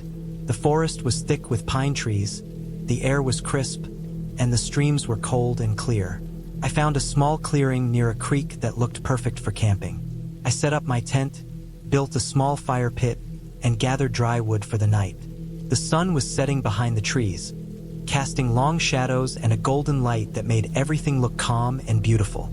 As darkness fell, I sat by the fire, cooking some dehydrated chili and sipping water slowly. The sounds of the forest were natural, the chirping of crickets, the occasional hoot of an owl, the rustling of leaves in the breeze. Nothing out of the ordinary. I was tired but felt at peace.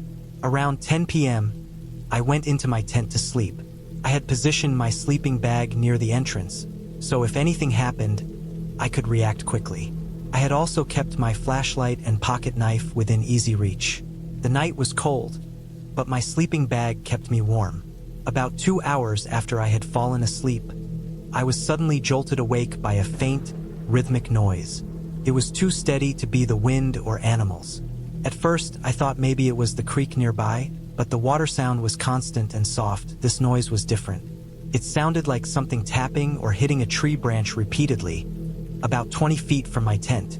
I lay still, eyes wide open, straining to listen. The tapping came in intervals, slow and deliberate.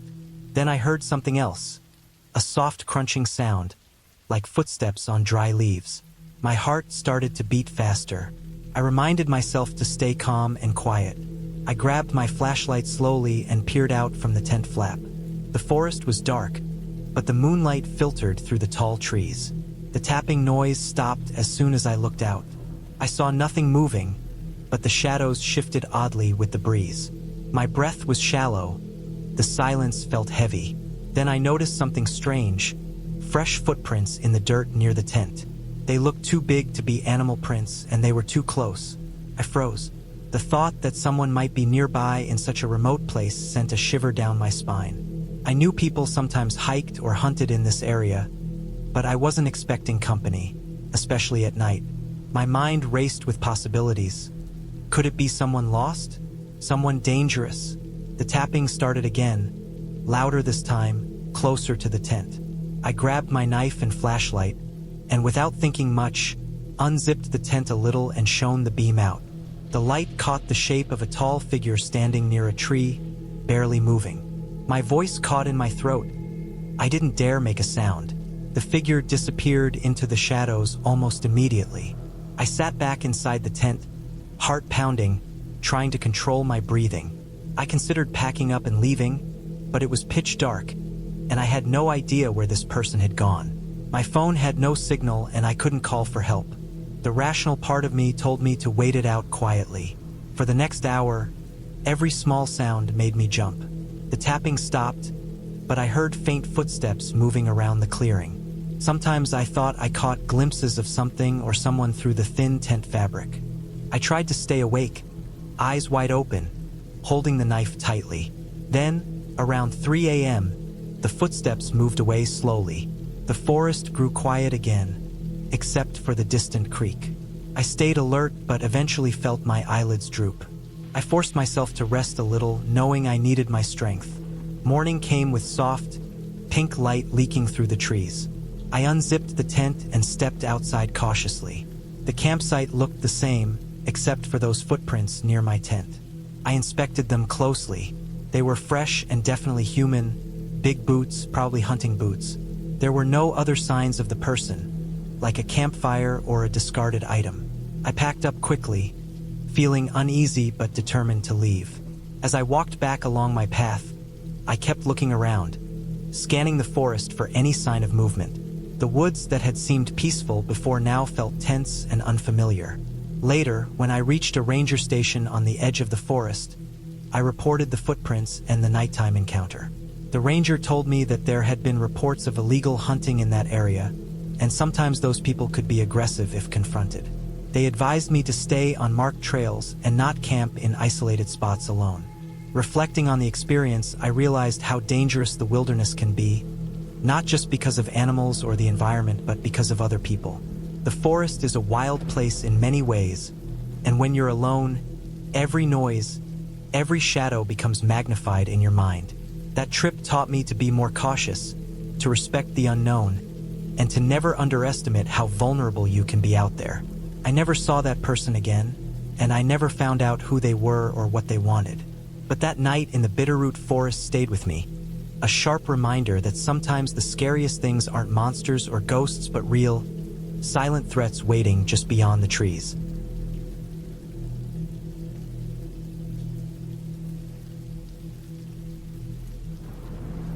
I went on that camping trip because I felt like my life had started to shrink.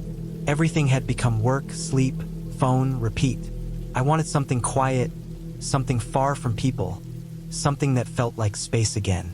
So in late September of 2019, I drove out toward a remote stretch of forest in northern Idaho, a place I had only seen mentioned in a few old hiking forums.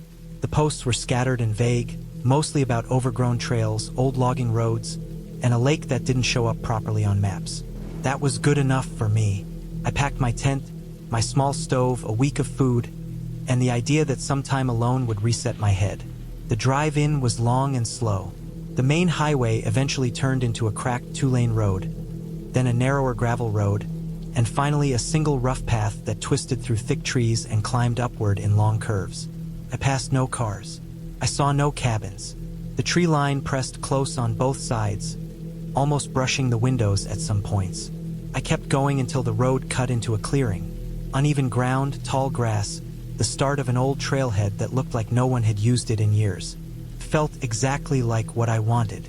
I parked near a fallen log, shouldered my pack, and followed the faint trail in. It was cooler than I expected.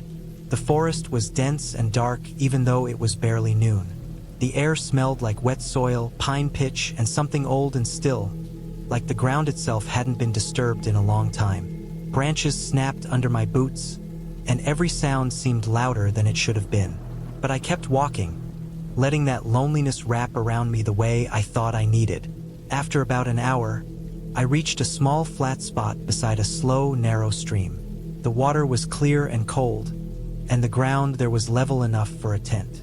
I set up camp, unpacked, boiled some water, and sat there listening to the stream move over the rocks. It felt peaceful in a heavy way, like the forest wasn't welcoming but simply tolerating me. I didn't mind. I wanted something real, something that didn't care about me. By late afternoon, the forest felt different. Not dangerous, just watchful. I kept noticing small things that didn't make sense. A set of fresh footprints in the mud downstream, barefoot, adult-sized, not mine. A tree with its bark peeled off in long strips, like someone had done it recently with a knife. A pile of small stones stacked neatly behind a stump, too neat to be random. But I told myself this place probably had hunters or off-grid people passing through. Not everything had to mean something. I decided to stay anyway. As the sun dropped, the temperature fell fast. I collected some fallen branches and built a small fire, enough for warmth but not enough to light the woods too far around me. Darkness came in thick layers, turning everything past the fire into shifting black shapes. I ate, stretched out inside my tent, and tried to relax. The stream kept a steady sound, and for a while that helped. But sometime around midnight, I woke up without knowing why. The air felt heavier. The forest was silent. The stream sound was still there, but faint, like something had blocked it. I lay still, trying to hear past the blood rushing in my ears. Then I heard it. Not footsteps, not animals, just a slow, steady sound, like something brushing lightly over my tent. A finger or a stick or maybe a hand sliding down the fabric. I didn't move. I didn't breathe. I waited for it to stop. Didn't. Slid along one side, then paused. Then it pressed in slightly, like something was leaning close, testing the shape of the tent, like it was learning the outline of my body inside. I felt the pressure right near my hip. It stayed there for a long second, then lifted away. The darkness outside stayed completely silent. I waited maybe 15 minutes before I moved again. My muscles were stiff and shaking. I unzipped the tent just enough to look out. I couldn't see anything. just the weak orange glow of the dying fire and the black wall of trees. But the air smelled different, like sweat and old wood. Something had been close. I almost packed and left then, but the idea of walking alone through pitch-black woods felt worse. So I stayed inside, sitting upright, waiting for the light. The night dragged on so slow it felt like the clock had stopped. Every noise stood out. The fire collapsed. A branch cracked somewhere too close. A splash sounded behind the stream like something heavy stepped into the water. I kept expecting something to return to the tent, but nothing touched the fabric again. When the sky finally lightened to gray, it felt like I had survived something without understanding what it was. I got out as soon as there was enough light to see. The ground around my tent had marks. Muddy smears, not footprints, not clear shapes, just places where the soil looked disturbed, like someone had knelt or crawled. The dried grass nearby was flattened in long streaks. I checked my gear. Nothing was taken. Nothing was moved. But the silence felt wrong again. Too thick. I told myself to stay calm.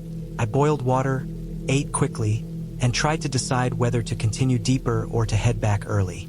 But when I walked down to the stream to wash my hands, I found something that made the decision for me. Across the water, on the opposite bank, the muddy barefoot prints I had seen the day before had doubled. Dozens of them, all different sizes, all fresh. Some small like a child's, some wider like an older adult's, all facing different directions as if multiple people had been standing there through the night, watching quietly. I stared at them for a long time. My chest felt tight. This wasn't just some hiker passing through. And nobody walks barefoot through forest mud in cold weather unless they're used to living out there. Or unless they don't care about pain at all. I packed fast. I didn't care about neatness or order. I crushed the tent into my pack, threw everything together, and started down the trail. The forest didn't feel empty anymore. Every shadow looked like someone standing still. The wind moved through the branches with a low, dragging sound that made my skin crawl. Half an hour into the hike out, I heard something behind me. Not a voice, not words, just a faint rustling, steady and slow, like someone matching my pace from a distance. I didn't turn around. I kept walking, pushing harder, forcing my legs through the undergrowth. Every few minutes the sound faded, then came back again. When I reached the clearing where my car was parked, I almost started running. My hands shook so badly I struggled to get the keys out. As I opened the door, I finally looked back at the trail. Nothing was there, just the dark mouth of the trees and the tall grass moving in the breeze. But the feeling that someone was just inside that darkness, watching me leave, was so strong I could barely breathe. I got in, locked the doors, and drove out fast, bumping over rocks, branches cracking under the tires. I didn't slow down until I reached the proper road an hour later. I never reported anything. I couldn't explain it in a way that didn't sound crazy, but I know what I felt out there. I know someone touched my tent. I know people, whoever they were, stood barefoot in the mud all night watching my campsite from across the stream. And I know that if I had stayed one more night, something would have happened that I wouldn't have walked away from. The part that stays with me is simple. When I got home, I washed my gear, unpacked my clothes, and tossed my muddy boots into the corner. The next morning, when I looked at them again in the daylight, I saw a thin line of dried mud running across the heel of one boot. Not my mud, a different shade, darker, with a faint print in it. A fingerprint, a single, clear fingerprint pressed into the mud on my boot, as if someone had touched it before I left the campsite. That was the moment I stopped thinking it was just fear or nerves or misreading shadows. Someone had followed me right up to the car. Someone had touched my gear. Someone had been close enough to see everything. And I'm certain that if I had turned around on that trail at the wrong moment, I would have seen them standing there. Not hiding, not running, just watching.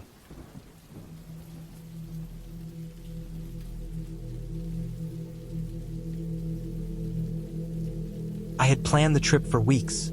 Just me, my backpack, and the wilderness. I wanted to get away from everything, away from the noise and the crowds. It was the summer of 2018, and I decided to camp alone in the Sawtooth National Forest in Idaho. I was 27, fit enough to handle rough terrain, and confident in my survival skills. My gear was ready: a sturdy tent, a sleeping bag rated for cold nights, a portable stove, food packed in sealed containers, and a map and compass. I also had my phone, though I knew the signal would probably be weak or non-existent. I arrived at the trailhead early in the morning. The air was crisp, the sun still low on the horizon, filtering through the tall pine trees like soft gold light. I started my hike in good spirits. The forest was quiet, except for the sounds of birds and the occasional rustle of small animals moving through the underbrush. I was alone but never felt lonely. There was a peacefulness in the solitude. Around midday, I found a spot that seemed perfect for setting up camp. A small clearing by a slow-moving stream, surrounded by thick trees. The ground was soft but not damp, and there was enough space to pitch my tent. I worked quickly, setting up the tent, gathering firewood, and making a small perimeter around the campfire with rocks. The smell of pine and damp earth filled the air. I cooked a simple meal on my stove, dehydrated pasta and some canned vegetables, and ate while watching the sun start to dip behind the hills. The temperature began to drop fast, as it often does in the mountains.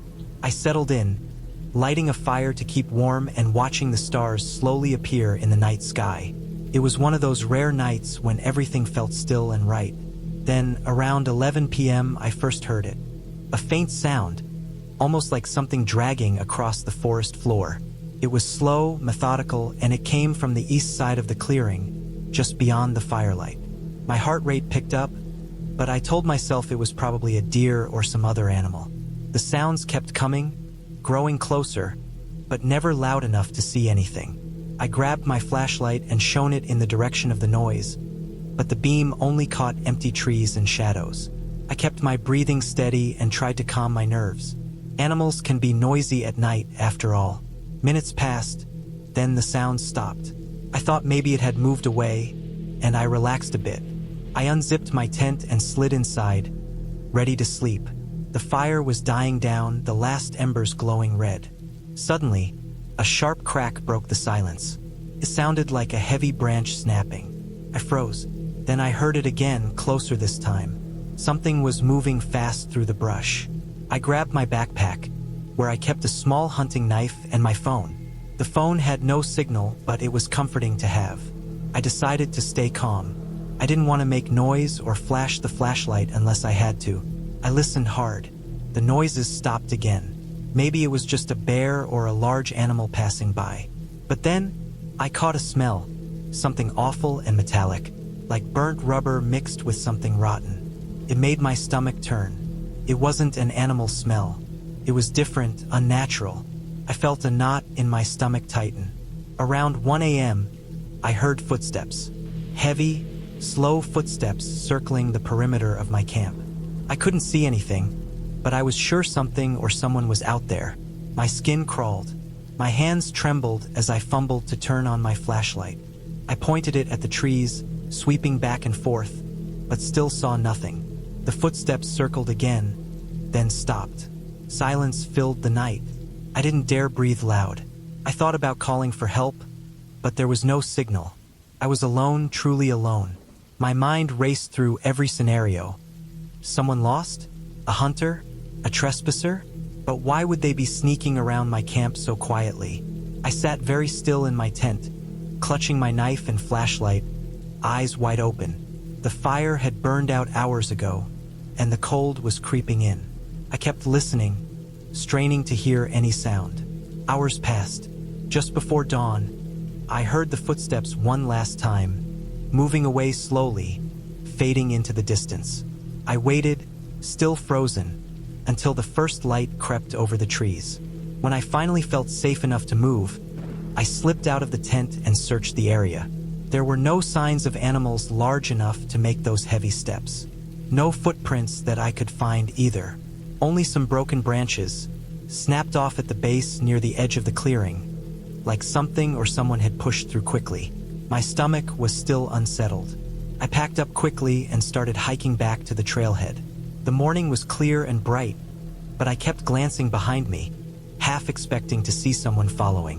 When I reached the car, I locked the doors and sat inside for a long moment, just catching my breath.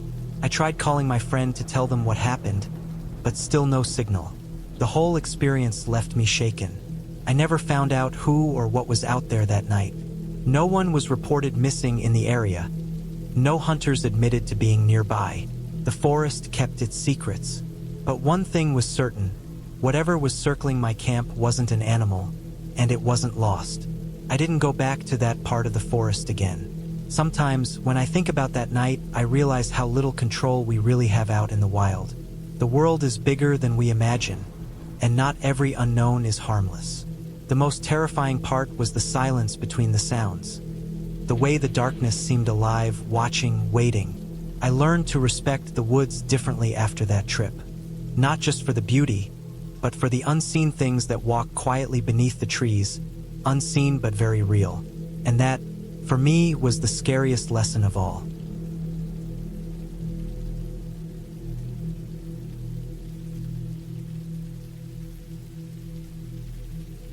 I decided to go camping alone in the summer of 2018. I was 28 years old, tired of the busy city life and desperate for some peace.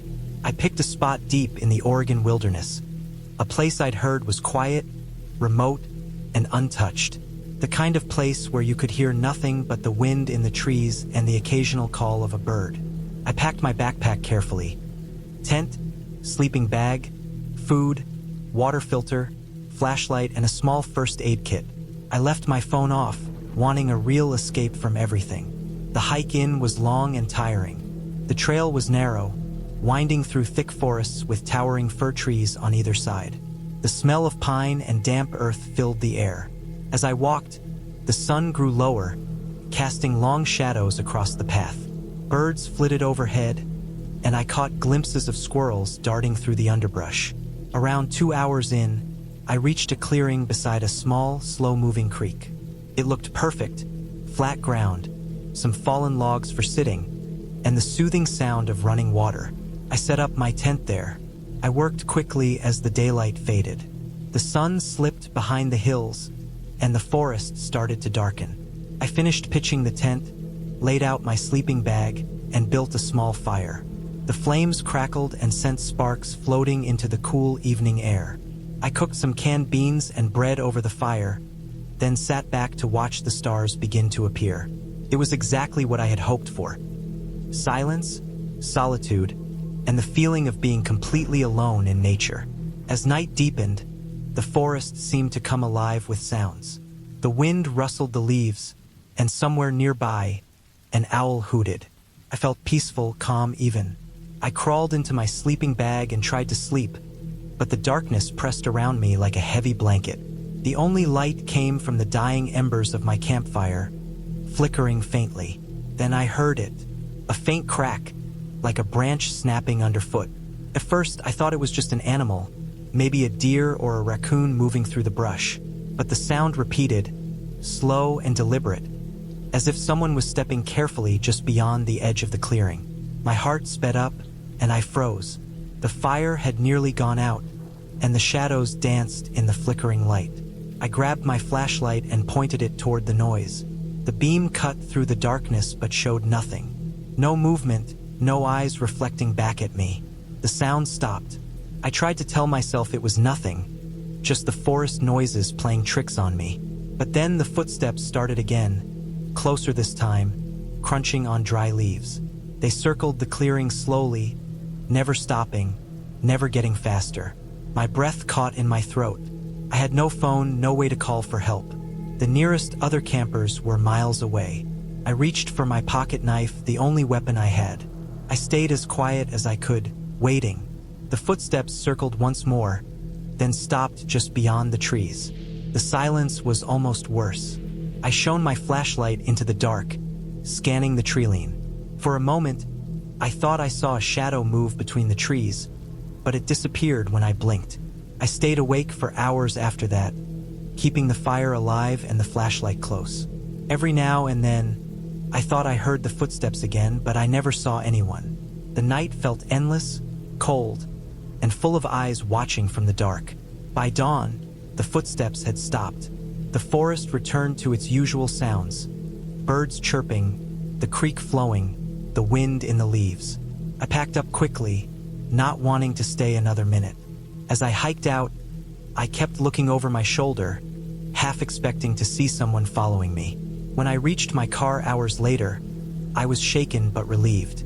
I checked the area near my tent one last time and found broken branches and crushed grass, like someone had been moving through the underbrush carefully, trying not to be noticed.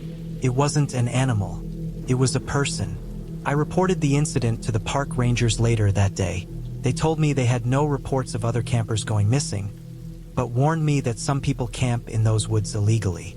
There had been reports of squatters and sometimes hunters trespassing after hours. They advised me to never camp alone in that area again and to always tell someone my exact location. Looking back, I realized how lucky I was. Someone had been watching me all night, close enough to circle my camp, but never close enough to confront me. Maybe they were waiting for the right moment. I don't know why they never tried to approach. Maybe they wanted to scare me, or maybe they were scared themselves. Whatever the reason, I packed up my gear and left immediately. I haven't camped alone since. The woods are beautiful, but they are also full of unknown dangers. Not ghosts or monsters, just real people with real intentions. Sometimes that's the scariest thing of all. That night stayed with me for a long time. Every time I camped after that, I made sure to have company. I learned to respect the wilderness, but also to respect the people in it, even if I couldn't see them.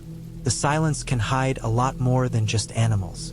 And sometimes the real fear is knowing you were not alone, even when you thought you were.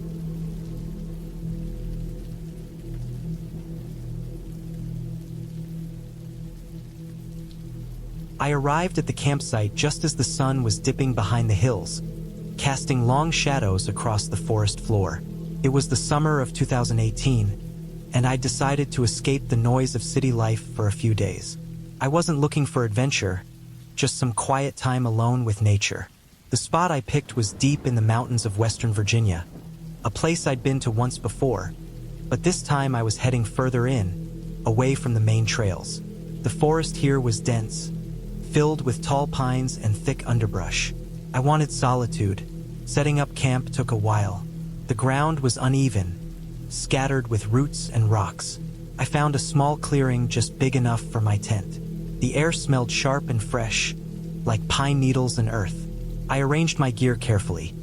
Sleeping bag, backpack, food supplies, water bottles, and my small camping stove. I made sure to keep everything close to the tent, ready for the night. The sun was almost gone now, and the forest was quickly turning dark. As night fell, the sounds of the forest changed. Daytime birds were silent now, replaced by the rustling of leaves and distant calls of owls. I lit a small fire, careful not to let it grow too big. The flames flickered, casting dancing shadows on the trees around me. I boiled some water for tea and sat close to the fire, listening. The forest felt alive, but it also felt different. There was a heaviness in the air, like the woods were watching. I shrugged off the feeling, telling myself it was just my imagination. After all, I was alone, and silence can make your mind play tricks. About 2 hours after dark, I noticed something strange. A faint noise, like footsteps, coming from just beyond the firelight. It was soft, almost too quiet to be sure. I stopped moving and listened hard. The sound stopped. I waited for several minutes, but nothing else came. Maybe it was an animal, a deer, or something small. I stayed near the fire, making sure it stayed alive. I felt a little uneasy, but I told myself it was normal. Wildlife is active at night. Still, I made sure my pocket knife was close by. Later, as I was lying in my sleeping bag inside the tent, I heard something again. This time it was louder, a slow crunching of leaves and twigs outside. It was close, maybe 10 feet away. I held my breath and looked toward the tent entrance, trying to make out any shapes. My small flashlight was on the ground beside me, but I didn't want to turn it on and reveal my position unless I had to. The sound stopped again, but now I felt the hairs on the back of my neck stand up. Something was out there, moving slowly, maybe watching. I decided to stay very still and quiet, hoping it would go away. The forest was so dark that even with the tent's thin walls, I could barely see outside. Minutes passed like hours. Then, suddenly, a heavy thud hit the side of my tent. The canvas shook from the impact. My heart jumped. Something had just slammed against my shelter. I scrambled to grab my flashlight and switched it on quickly, shining the beam outside. What I saw froze me in place. A large, shadowy figure was crouched near the tent, its shape bulky and awkward. It wasn't an animal I knew, too big and too human-like. Its movements were slow, deliberate, almost cautious. I couldn't make out a face, just a dark silhouette blending into the night. The figure paused, then slammed again against the tent. I realized this was no accident. Whatever it was, it wanted to scare me or get in. Fear took over. I fumbled for my phone, but there was no signal, no way to call for help. I had to think fast.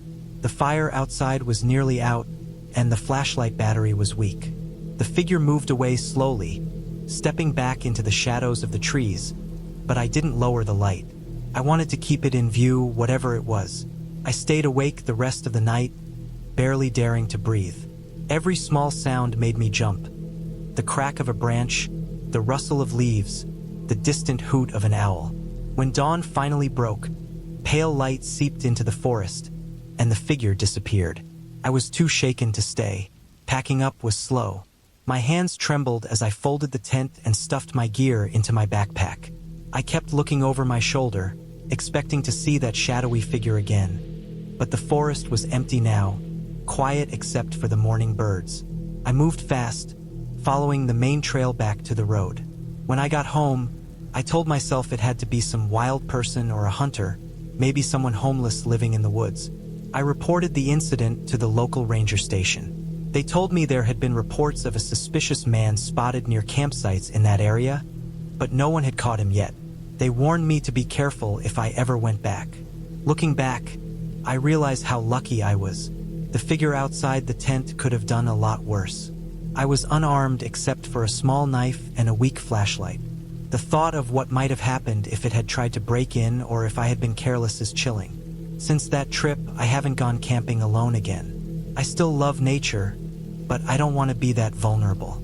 Sometimes, I think about the night I spent in those woods, the darkness pressing close, the unknown watching just outside my tent. It's a reminder that out there, away from cities and help, people aren't always alone, and not everyone you meet wants to be friendly. The forest hides things, not just animals or trees, but people too. People who choose to live in the shadows, watching, waiting. That summer in 2018 taught me something important. Being prepared is more than having the right gear. It's about respecting how unpredictable the wild can be, not just nature, but other humans as well. It's a lesson I won't forget.